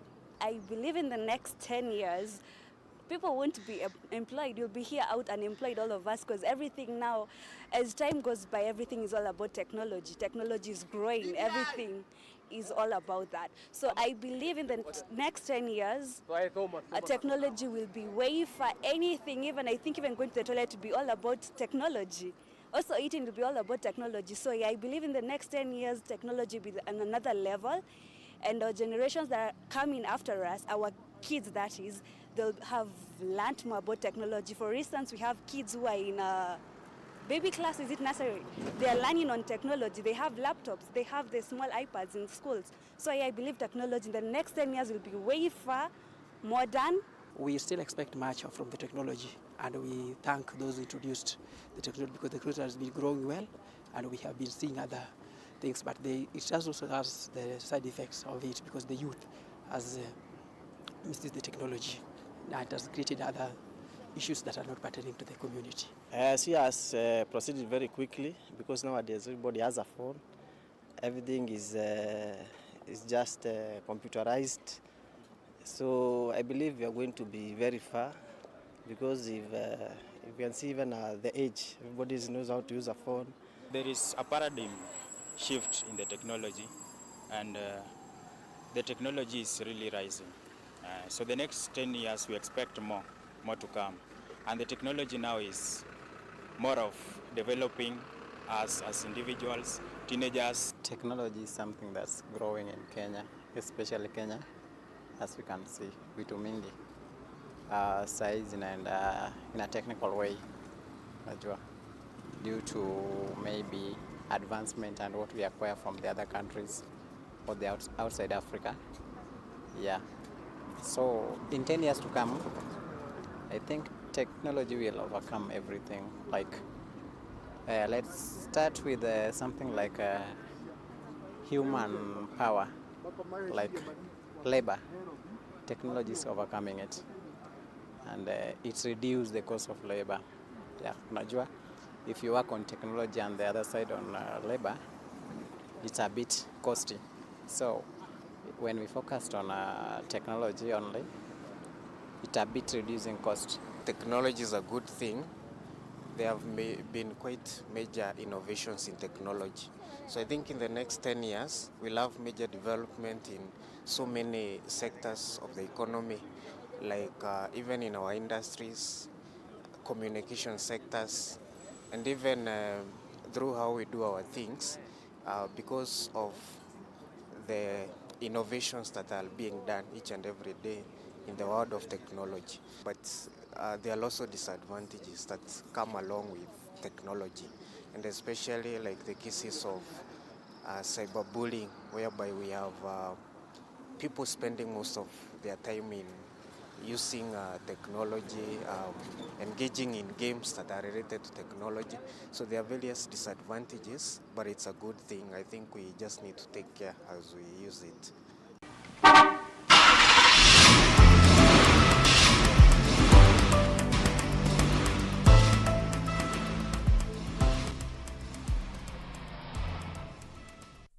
Segment in terms of matters traffic, let's just look at what is happening on our major roads. A tweet here saying that Mombasa ni noma up to Gateway Mall. Now Mombasa Road is one of those busy roads in terms of traffic. But before we delve deeper into the tweets, let's just look at how the Juja Road is doing, because that was our focus this morning, especially when it comes to matters traffic. Earlier on, we were looking at how this specific area was doing. This is at the Pangani intersection, and it didn't look that bad, especially on that lane that is coming from the estates, that is Juja Road Estate, Juja Road estates along Juja Road, as well as coming all the way from Thika Superhighway as you head over to the city center. On this specific lane, it was just moving at a pretty fast pace, which ultimately meant that for those using this one as an alternative route, then just a good route for you. And even as of now, just a minute past 9 a.m., it still looks the same. Nothing really much to say in terms of heavy gridlock, also moving at a pretty fast pace. Also, what this means is that if you're coming from Juja Road heading to the city center, just past the Pangani intersection is a smooth sailing for you, no traffic at all the way to the city center.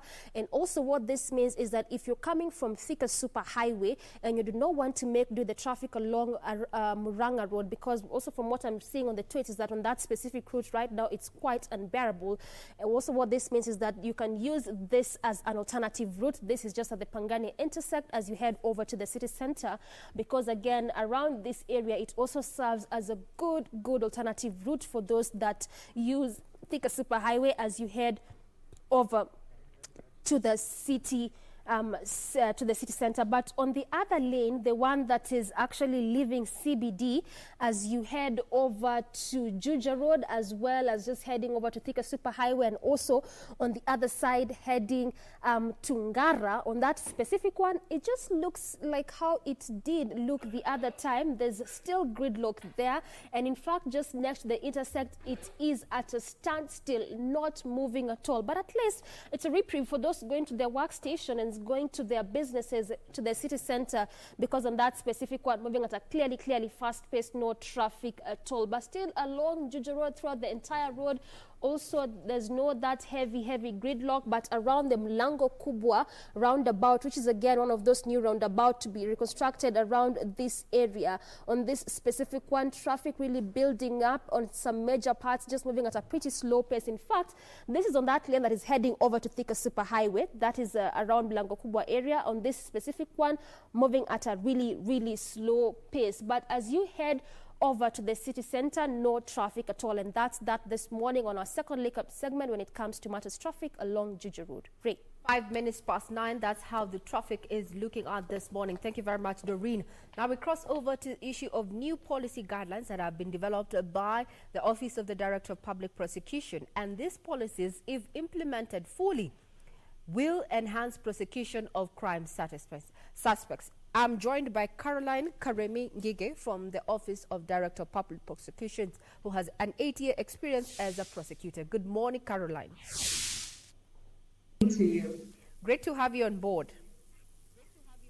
I'm glad to be here too. It's an honor. Good. Now, in recent months, there's been a rift. We've seen a rift of sorts, emerge between the DCI, that is the Directorate of Criminal Investigations, and the State Prosecutor's Office over delayed case files. Now, with the new guidelines that have, been rolled out by the Office of the Director of Public Prosecutions, how then are they going to, just do away with the delay, especially in as far as case files are concerned?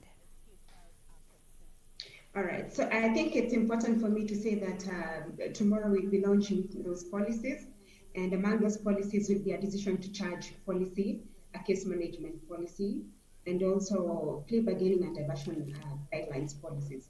So with the decision to charge policy, it's going to basically provide a framework to the prosecutor. And with this guidance, it outlines what are the duties and the roles of the prosecutor and what are the standards that are expected of them when they're making a decision to charge. So with that kind of clarity, and we expect with consistent application of those guidelines, we expect that the prosecution is going to be more effective and efficient, because now there's going to be a standardization of how the practice of prosecution is going to be conducted throughout the country. So with time, you're going to see that you're going to be saving a lot of time when it comes to these cases. And this decision to charge has also been automated in a case management system. And so with this case management system, it means everything has been digitalized. So we are going to have documents readily available. We're going to have the processes automated. And then this system, the case management system, is also going to be integrated with judiciary and also other institutions like the police. Eventually, we hope they're also going to have their own case management system. So this means that the entire justice system is going to be brought together so that the processes and the skills of all actors within the justice system are going to be embodied in that policy. Now, Caroline, some of the main features of the guidelines that are going to be launched tomorrow is the two-stage test, which comprises of evidential and public interest. How about you elaborate for us in layman's terms exactly what this means? All right. So for the evidentiary test, it means every time a case is brought to the prosecutor by the investigator, the prosecutor has a duty and an obligation to ensure that the case before them meets the evidence test. This means that there is sufficient evidence to sustain a conviction. So that the prosecutor has to look at the file in its entirety. That means the file should be able to disclose who is the accused person, and there should be evidence that is pointing towards the accused having committed that offense.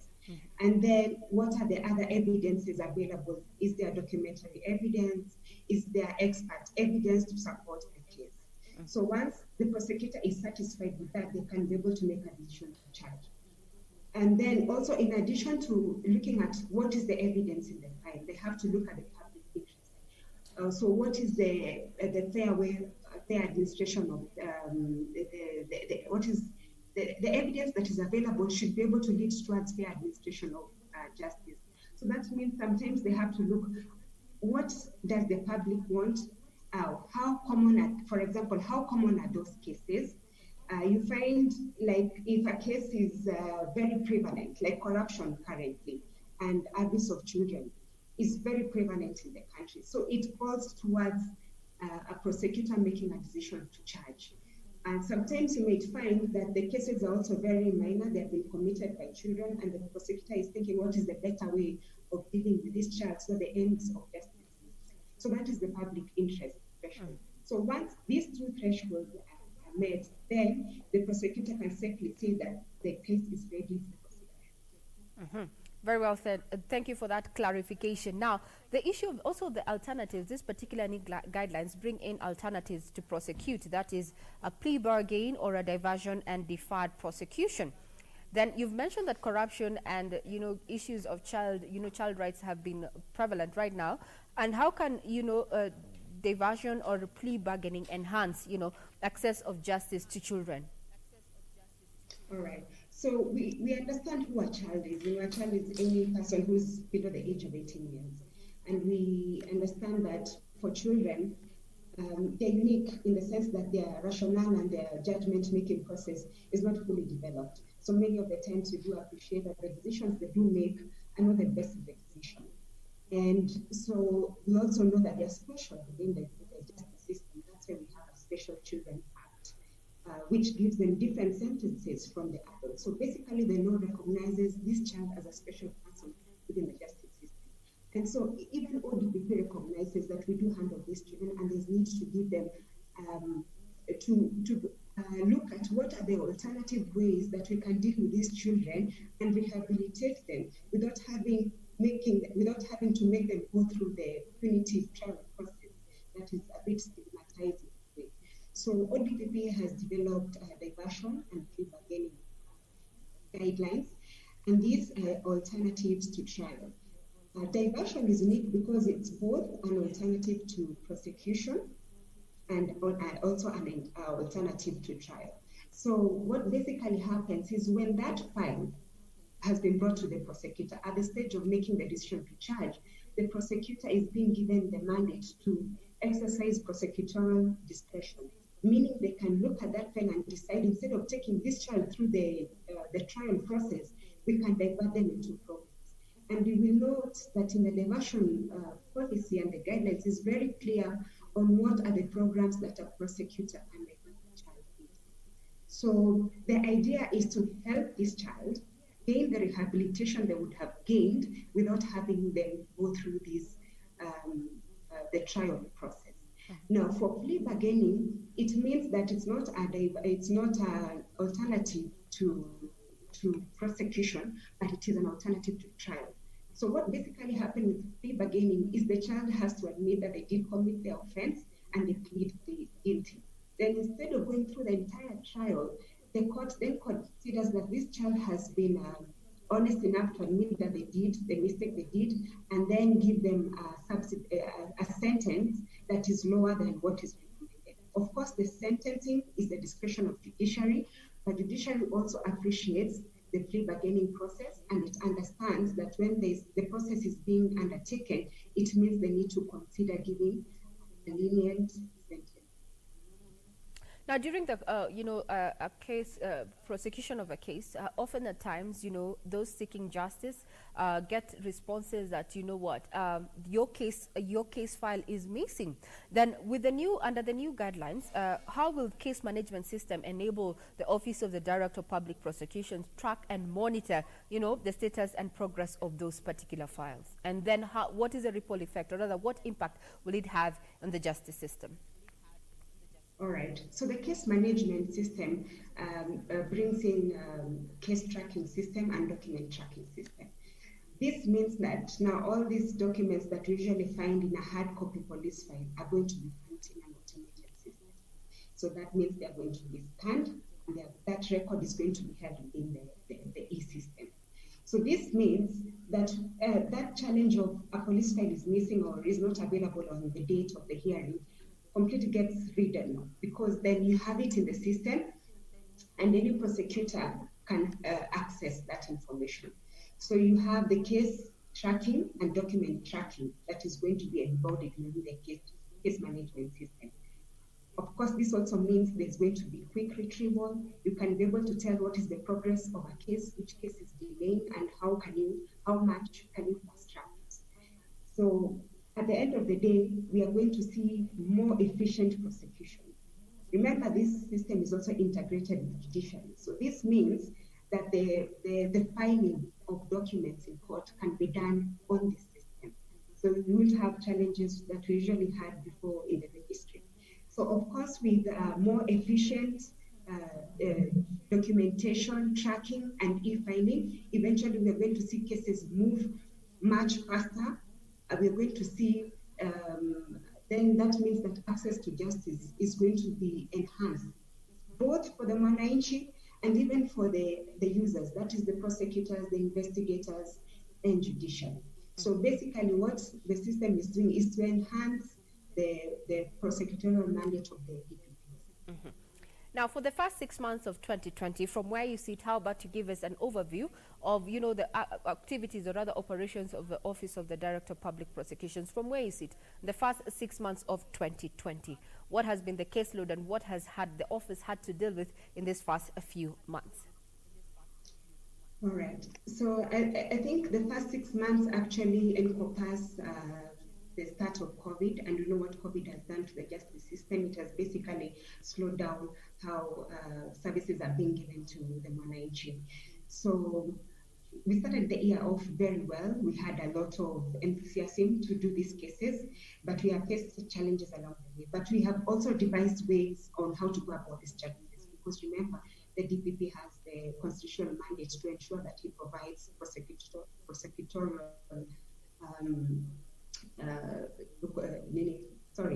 it has the mandate on prosecution. So one of the things that has happened is we have been able to increase the number of computers at the ODPP so that we have all offices, that is across all the 47 counties, having been automated. So we are able to link with judiciary. So we are having the judiciary to ensure that despite the MOH and the government guidelines that prevent COVID, we are still able to move these cases for the mwananchi.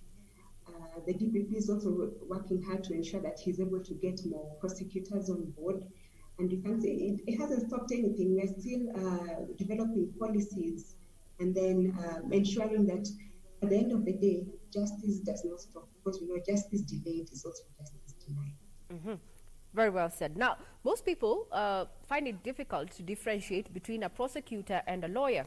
Over the last few years, we knew that whenever you go to a court, the person who is going to be prosecuting the case was within a police, a police officer. But now with the new changes, that this is a certified lawyer. From where you sit, just to help us define those who do not know the difference between a prosecutor and their mandate and a lawyer. Right, so let me begin with a prosecutor has to be a lawyer. with the dispensation of the 2010 Constitution, the Office of the DPP was made independent. This means the Office of the Director of Public Prosecution was created, and it gave him mandate on prosecution. So that means the DPP then exercises that on behalf of the state. And then he delegates his authority as DPP to subordinate officers. That is the prosecutor, who is basically known as the prosecution counsel. So that means only the DPP can give this delegated authority. So it means, first of all, you must be employed within the office. So any lawyer outside the office of the DPP cannot afford to exercise prosecutorial mandate. And I think that is what brings the difference. But we do know that the prosecutor has to be a lawyer, also has to have a legal background, which was not the case before the 2010, where police officers were exercising the prosecutorial mandate. Now, ahead of the rollout of these new guidelines that are set for tomorrow, what constitutes, or rather from your head, as you give us a quick summary of what to expect, then what does it take to prosecute or not to prosecute a case? Because half the time you're attending a court case and you hear we cannot prosecute this case. Would want you to just tell us in layman terms what it takes to prosecute and what it means not to prosecute a case. So I think your question is basically on the decision to charge. Yes. Because the decision to charge is basically about the decision on whether a case meets the merits that would lead to a reasonable conviction. That means there is evidence that can be presented before a court and help the court to come to a determination that the person is not guilty. Now, this decision to charge process is not one step. It's an entire process that begins from the time the file is presented to the prosecutor, all the way up to even the trial point. And it's a case.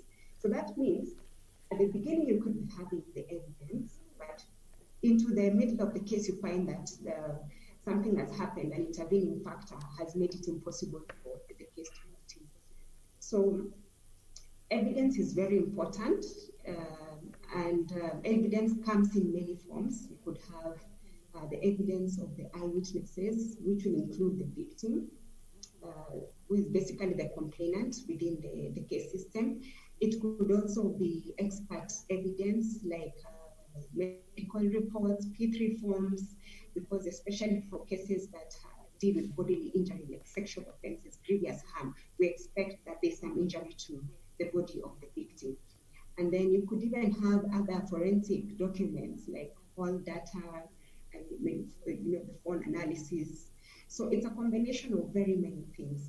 So all these things, together with the public interest test that I told you about, and then also the threshold test. And let me point out what the threshold test is. So threshold test means you have evidence, but not all of it is available, but there's reasonable prospect of you getting that evidence. And with whatever evidence you have, there's reasonable suspicion that this person is not related.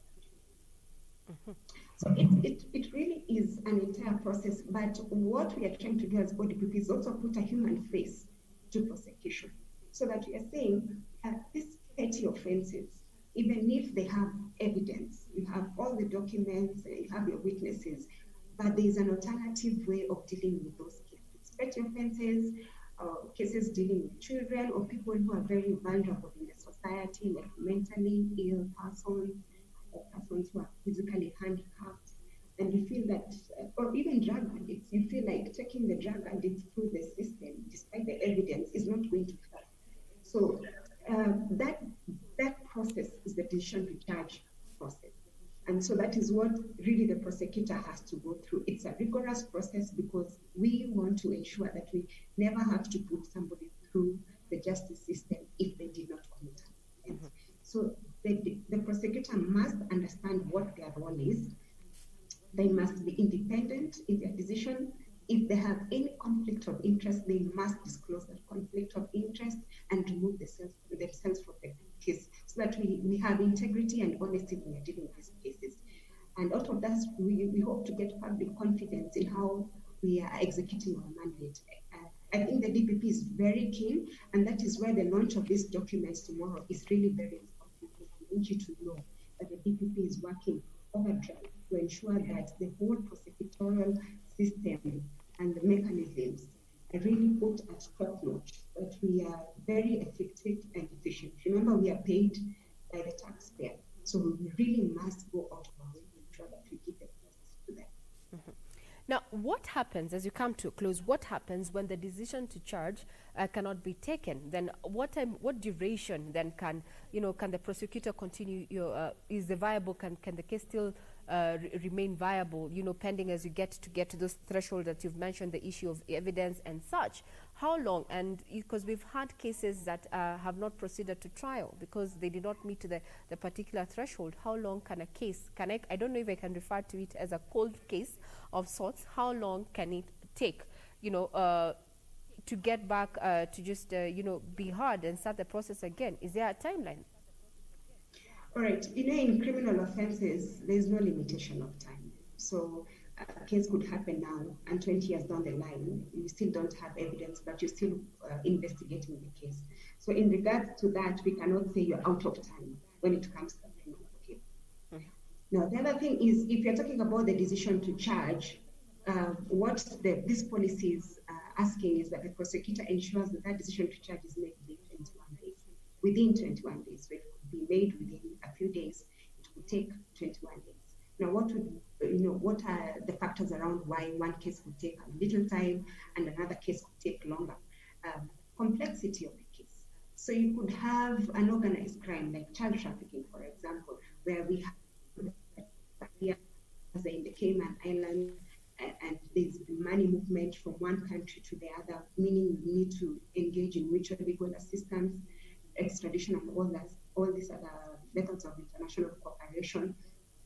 You could also have witnesses who are not yet available, maybe they're in a faraway country or in remote countries of Kenya, parts of Kenya, because we do know Kenya can have some very remote areas. So it's really a combination of factors which must be appreciated. So what we are actually doing even with these policies is basically breaking it down. What are the processes that a case has to go through before you see it in court? Because sometimes there's a misconception that somebody committed an offense, they should be arrested and before the next day. But we have a duty to ensure that we are objective in that decision. So that's, I think that's basically it with the timeline. So 21 days for the decision to charge. It could extend, but there's no limitation there's no limitation of time of you bringing a criminal case. Thank you very much. That is Caroline Karemi from the Office of the Director of Public Prosecution, just helping us understand the new guidelines that are set to be boost, prosecution of suspects.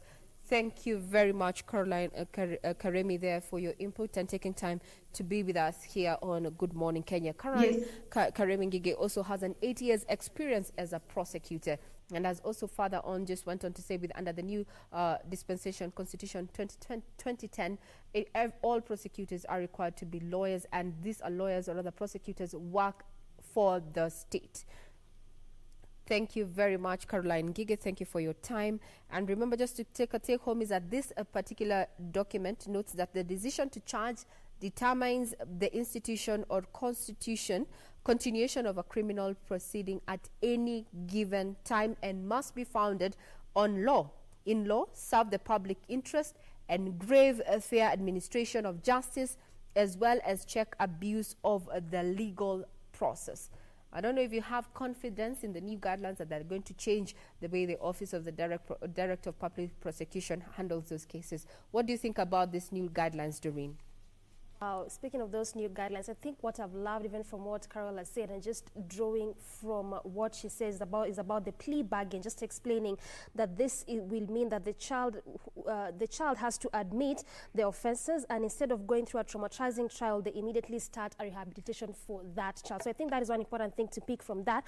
But it's time for our next conversation of the day, and actually our last conversation this Monday morning. I want us to talk about digital payments during COVID-19. That that will be our center of conversation. Right now, there has so much been said in terms of going digital. Everything is actually moving to the online platforms. And even when you talk about payments, we have been advised so much to avoid having cash on our hands and to go about digital payments. So we want to better understand how to go about it, given the fact that there's oftentimes quite a number of challenges that is normally raised when it comes to matters digital payments in terms of how secure is my data. And joining us live to help us understand about digital payments is Evans Okech, the co-founder of Kibo Capital. Evans, good morning. All right, just before I get to the whole aspect of digital payments and to better understand how to go about it, talk to us a bit about Kibo Capital. What is it? What does it do? What necessitated founding of this kind of group, capital group? Thank you very much, Doreen, for having me on the Good Morning Kenya show and to talk about the company I value the most, Kibo Capital. So basically, Kibo Capital first started as a financial technology company with various offerings under it. Key among those is the payments and digital receipts, which is a thing that we are going to talk today to see how we are helping curb the spread of the COVID-19 virus. Okay. Also, what I noted just looking at your website is that part of what you do there in terms of support is supporting African entrepreneurs when it comes to the issue of capital. And we know that is always an issue, especially for entrepreneurs and especially for startups. Just help us understand, how exactly do you do this? How do you go about supporting African entrepreneurs in terms of ensuring that at least they have capital for their businesses? Okay, under Kibo, I've said that we have various offerings and innovations, and Kibo Capital as a wing that gives loans to other entrepreneurs and startups so they can show up their businesses. And this is done digitally. There's nothing that there's no paperwork there's no paperwork anywhere here. So it's done digitally on the phone. So this is where we come and help the mama bogas, the small and medium enterprises, and that's what we have. We have a loan wing. Well, I think that's nice, just helping especially the small and medium enterprises, seeing that especially during COVID-19, they have really been adversely affected by this pandemic. So far, how many SMEs have you at least assisted in terms of ensuring they have capital for businesses? Okay, as a startup that was founded a few years ago, we've had some successes with at least over 10 SMEs in Kenya. And apart from the SMEs, we also have some contracts with other not so small companies. And we've been successful in that regard. And we can see actually the COVID-19 pandemic has really affected them, but with us, they are actually a bit stable now. Okay, fair enough. And in terms of different kinds of other support, except just capital, what else do you do for businesses? Okay, that's a very good question. Thank you very much. And what we do for businesses is that what I had said earlier, where we digital receipts and storage solutions, online storage solution and digital receipts. So we help businesses cut costs on storage, because our offering on payments for small business, medium enterprises, and big ones is that when a customer pays, they don't need to write a receipt or issue a receipt. So everything is done on the mobile, because even you remember in March when the Central Bank of Kenya gave a directive that it's not really great handling banknotes because of the risk of spread of COVID-19. And so what we do is that we offer solutions to businesses to save space on where they could have saved, where they could have put their receipts. So what we do is when someone pays, they get a link, they get a text on their phone with a link. If they click, they can see the goods they've bought and the prices. And this saves a lot of time and costs to the businesses that have signed up to what Kibo is offering on payments. Okay, that's good enough. And I want us to talk a bit about the payment gate, the e-receipting solution. I know you've touched a bit on that, but just for the benefit of our viewers and to better understand, when you talk about payment gate, what exactly do we mean, the e-receipting solution? And then you can just expound more on how exactly it works, because one may wonder, when I get the e-receipt, is it via my phone? You know, is it like the physical kind of receipt? So just help us understand the payment gate, what exactly does it mean, and then expound a little bit more on the e-receipting solution and how exactly it works for the benefit of our viewers to better understand what exactly we're talking about. Okay, the payment gate is this very innovative solution for businesses on payments term, in that for businesses, we help the businesses cut costs on storage, as I have said, because many businesses, as you know, they do paper receipts. But for us, our payment gate is the one that handles digital receipts and is part of the Kibo Capital company. And so when somebody buys a good or services using the mobile money or even a Visa card from a partner firm, they'll be sent a text immediately to their phone. When you open the text, there's a link there where if you click, you'll see the goods you bought and the prices. And this goes a long way, that the receipt is not just removing the physical contact, which actually is a risk factor in the spread of COVID-19, but it also has other functionalities such as advertisement there. You can see amazing services or goods about the company that you're buying from or any other company.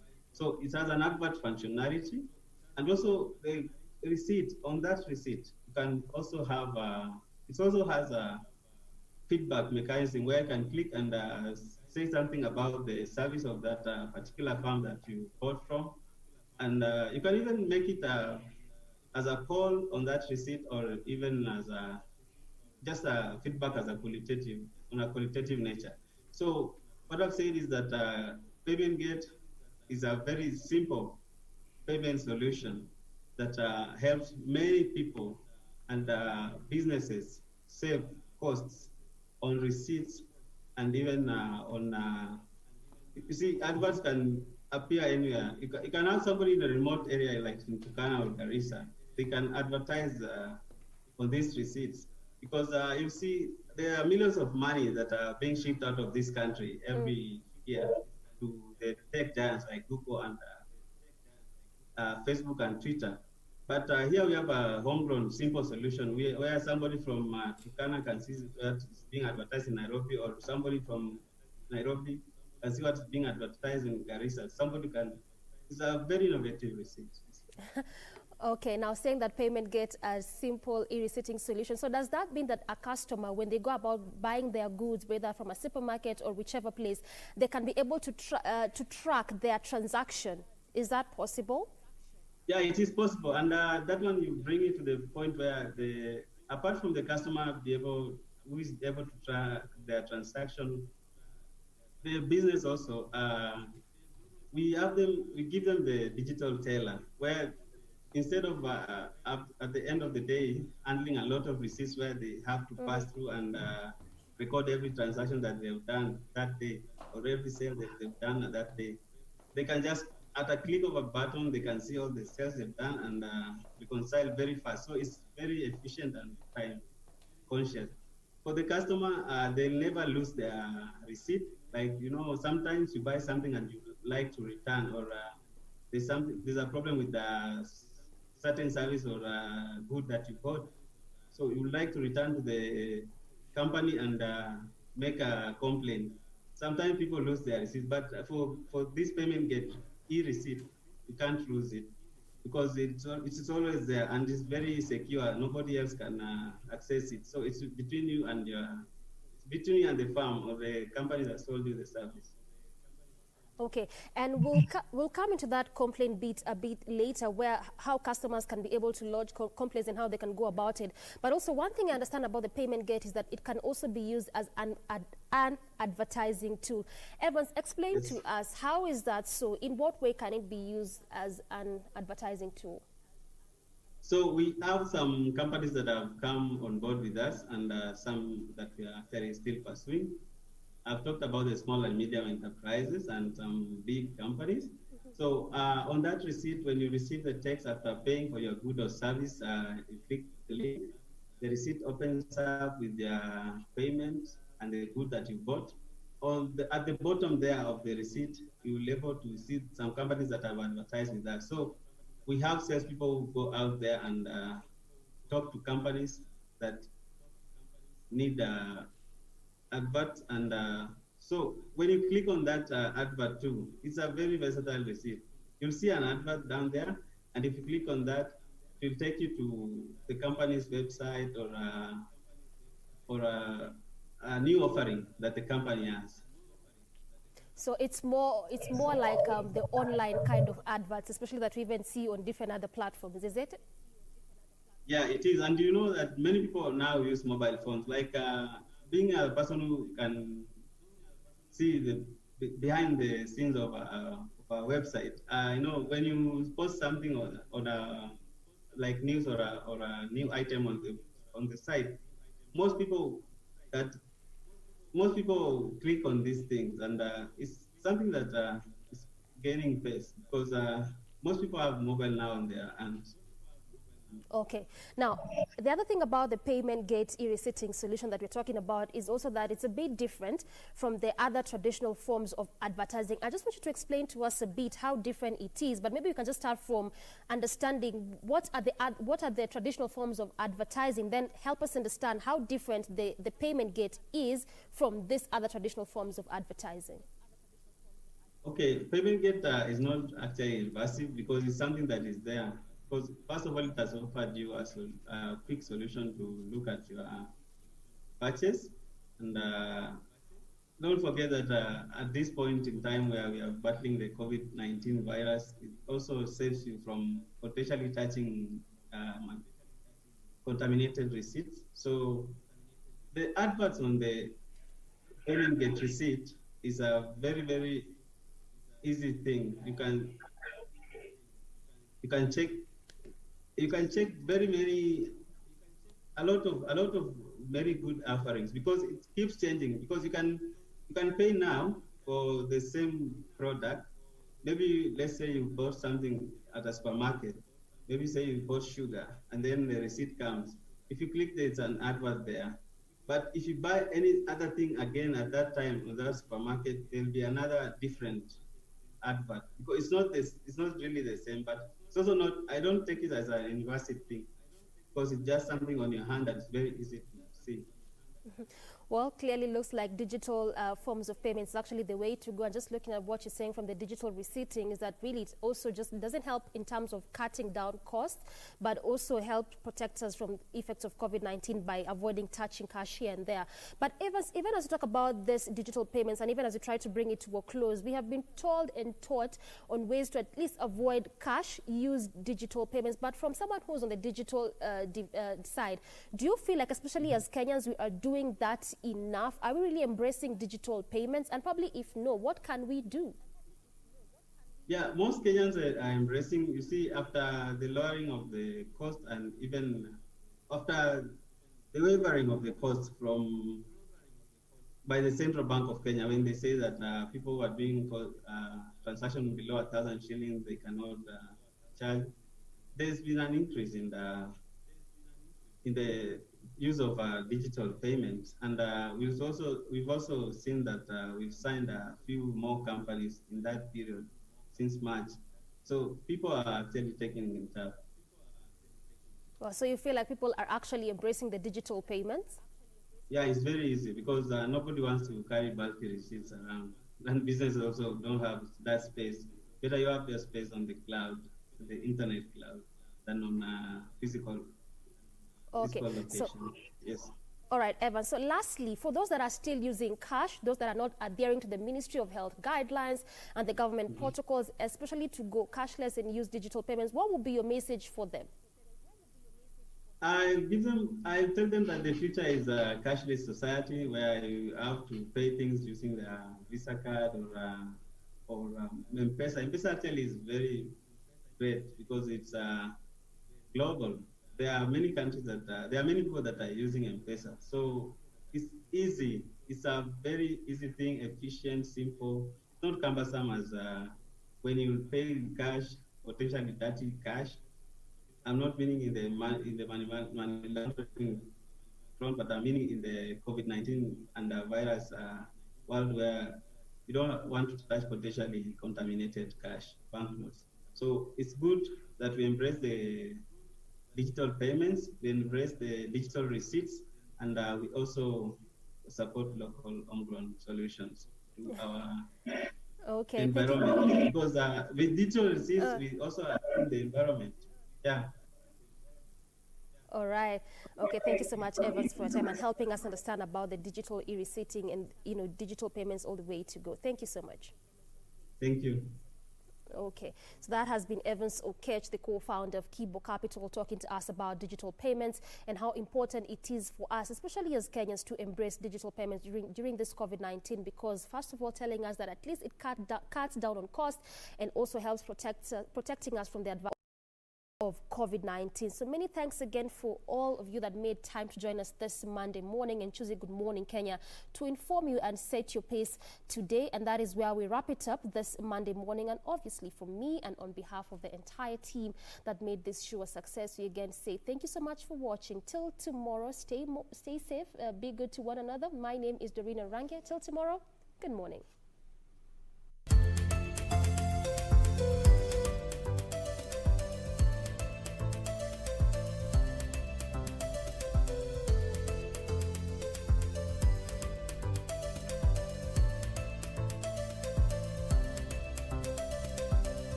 Is cool, calm and collected and down to earth.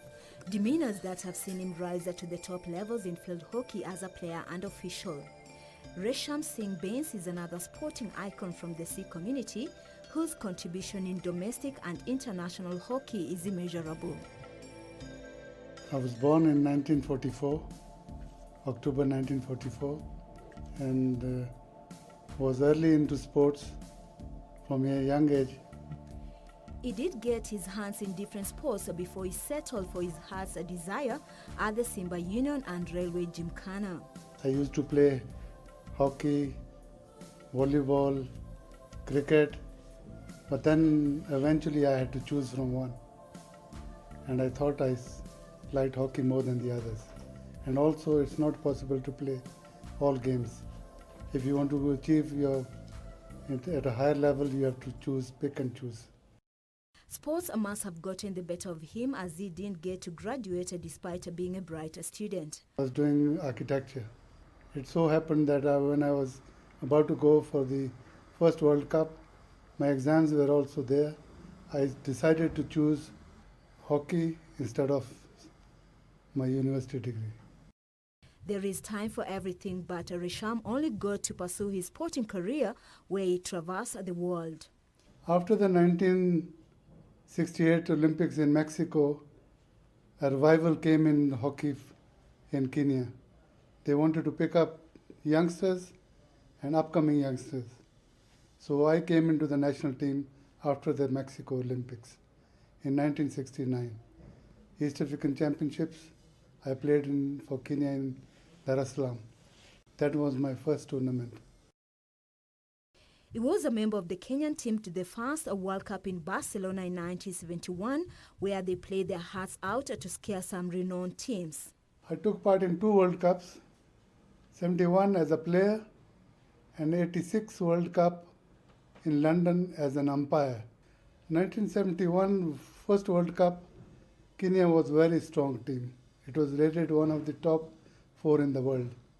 But in that tournament, we beat some of the top European teams. We beat Germany twice. We beat France. We beat Spain. Although we lost to Spain in the semi-finals, we were vying for a medal in those games. but we lost to India in the bronze medal situation. That was a disappointment for us, but we were happy that we were amongst the top 4 in the world. And our contribution in those days was that people were dedicated, there was self-training, and you don't have to depend on a coach. You train yourself well before the final training gets going. So we used to do our morning runs independently, and in the evening we used to train with the hockey squad. That's how we managed to achieve that high level of fitness. Those were the days when Kenya was also a force to reckon with in the field hockey, gracing the Olympics again in 1972, where they finished 13th. Of course, everybody was looking at Kenya after the performance of 1971. But somehow, we did not perform well in 72 Olympics. We played all those matches, and we came out number 12 in the world. Well, nobody can tell what really happened. Either it was overtraining before the Olympics, because we had camped up in Kiganjo, and we were training with athletes. I think we really had overtrained and burnt out ourselves. So we could not really perform to the maximum in those Olympics. The halfback put aside his playing a stick after the Olympics to concentrate on other things. After 71 World Cup and 72 Olympics, I started to go into business because I had failed my university. Now I wanted to get myself into some sort of a business. So 73, I opened a supermarket in Peponi Road called Help Yourself Provisions, because I now had to look for ways and means of affording my family. However, Risham did not leave the sport completely, where his experience could be put into good use. He had other skills which came in handy as an umpire. After my playing days, we had an international hockey coaching course here. And after the coaching course, the supervisor of the coaching from FIH sat with me. He said, Risham, you can make a good coach, you can also make a good umpire. But I think after having seen you, you'll make a better umpire than a coach. From that day, I left coaching aspect and concentrated on umpiring, which I excelled. And that was a step in the right direction, which also helped him expand his horizons. I became an national umpire within 1 year, international umpire within the next 1 year, and now I could umpire all international matches. And within 3 years, I was promoted to world list of umpires, which means I could umpire World Cup matches and Olympic matches. To umpire at the top level for World Cup and Olympics, there's an age limit. You cannot be more than 47 to umpire those matches, because you've got to be fit and fast. So after I achieved the age of 47, I stopped umpiring and just concentrated on administration. He later went into administration to become the chairman of the Kenya Hockey Union at a time when wrangles had threatened to tear apart the sport. Did he manage to calm the situation for the 8 years he was at the helm? I'm pleased to say that as long as I served in Kenya Hockey, there was no politicking. In fact, we worked as a team and we developed hockey as a team.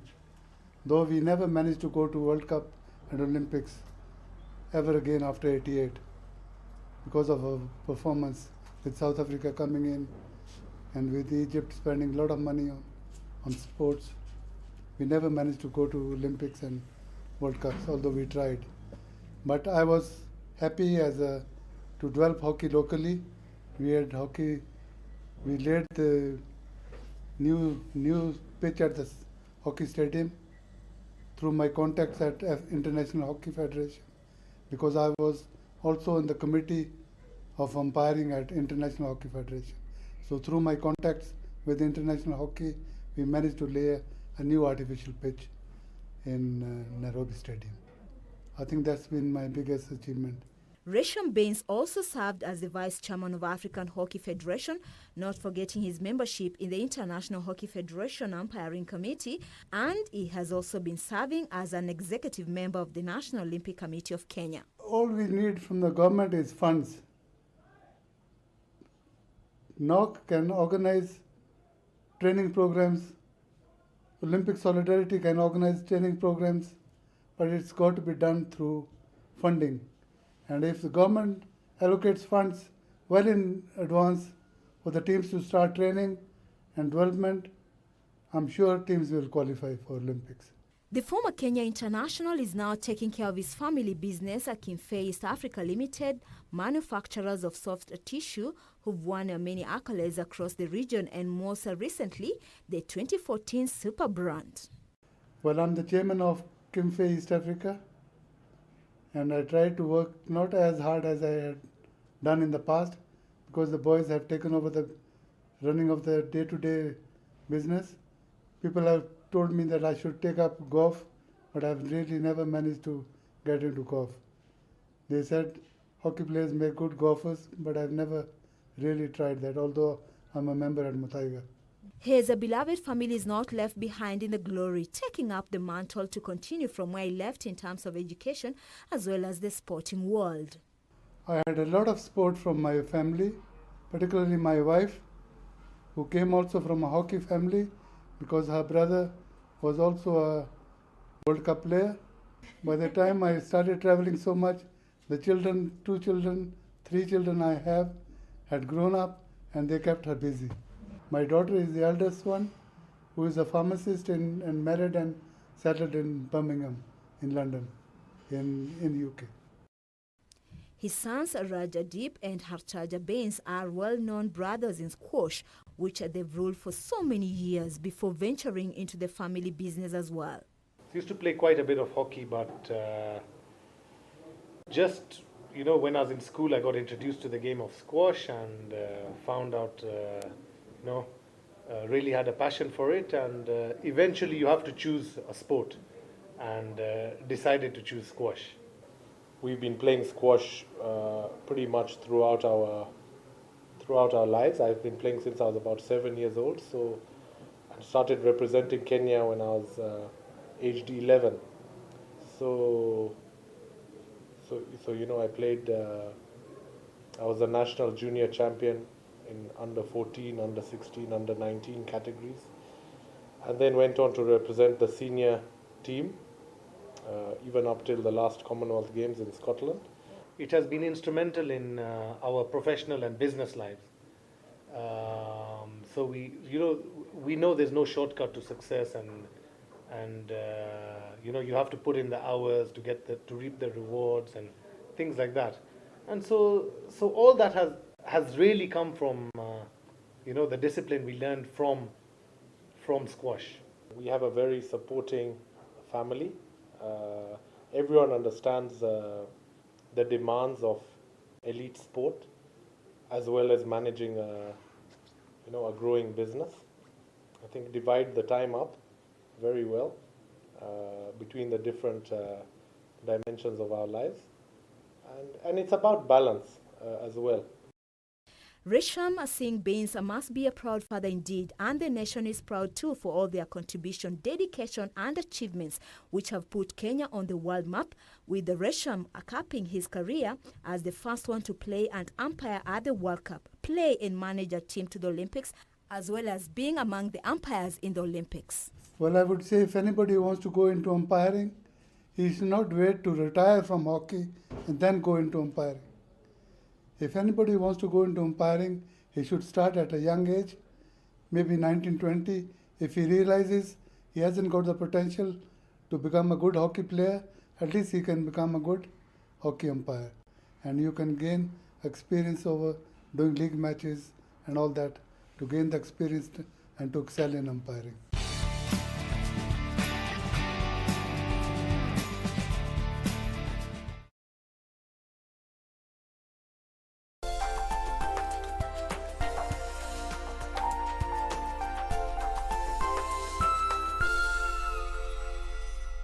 this Monday on KBC Channel 1. Can't say the things you said, then avoid me.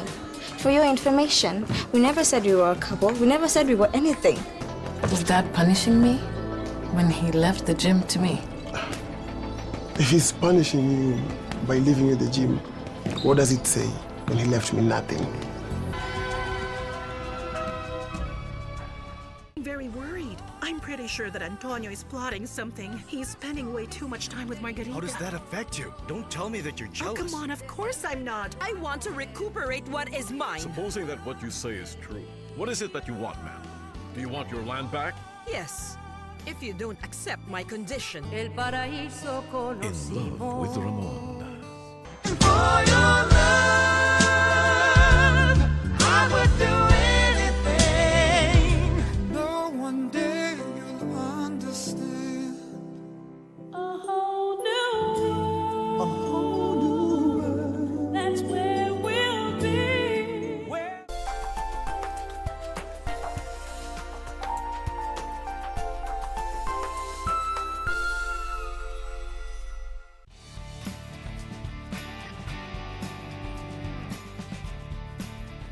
He is one of the greatest players of all time, better known as Diego Armando Maradona of Argentina. He's been there, done that, set records on and off the pitch with his achievements to set world transfer records. And here is his story. Villa Fiorita is a slum to the south of Buenos Aires. Its one claim to fame, though, is that it's the birthplace of Diego Armando Maradona. Here, in an environment of stunted dreams and social wasteland, football is the only motivation for a youth that have little else to look forward to. You either excel or disappear. There's no place for second best. Maradona was not only exceptional, but an inspiration for others to follow. If miracles could happen, then surely Maradona had been truly blessed. Maradona era un caso excepcional ya de chico. Era tan fabuloso que yo creí que no era de la edad que tenía, creía que era un enano, porque en la categoría de él hacía cosas que eran muy superiores para donde estaba él. Maradona's precocious skills were soon expanded into a dazzling repertoire that audiences marveled at time and again. Despite the disappointment of being dropped from Menotti's '78 World Cup squad, Maradona bounced back in devastating style at the '79 World Youth Cup. A shining star had well and truly arrived. Yo a Menotti eso jamás se lo voy a perdonar. Le quitó el mejor mundial a Diego. Para mí fue un fenómeno. Para mí me gustó más que Pelé. Maradona es un jugador increíble que ha logrado movilizar aún un poco más a los hinchas de Boca de lo que se movilizan por la camiseta en sí mismo. A world record transfer did little to help an unhappy stay at Barcelona, and the '82 World Cup proved to be an even bigger frustration as his skills were repeatedly blunted by executioners expert at tormenting and intimidating leading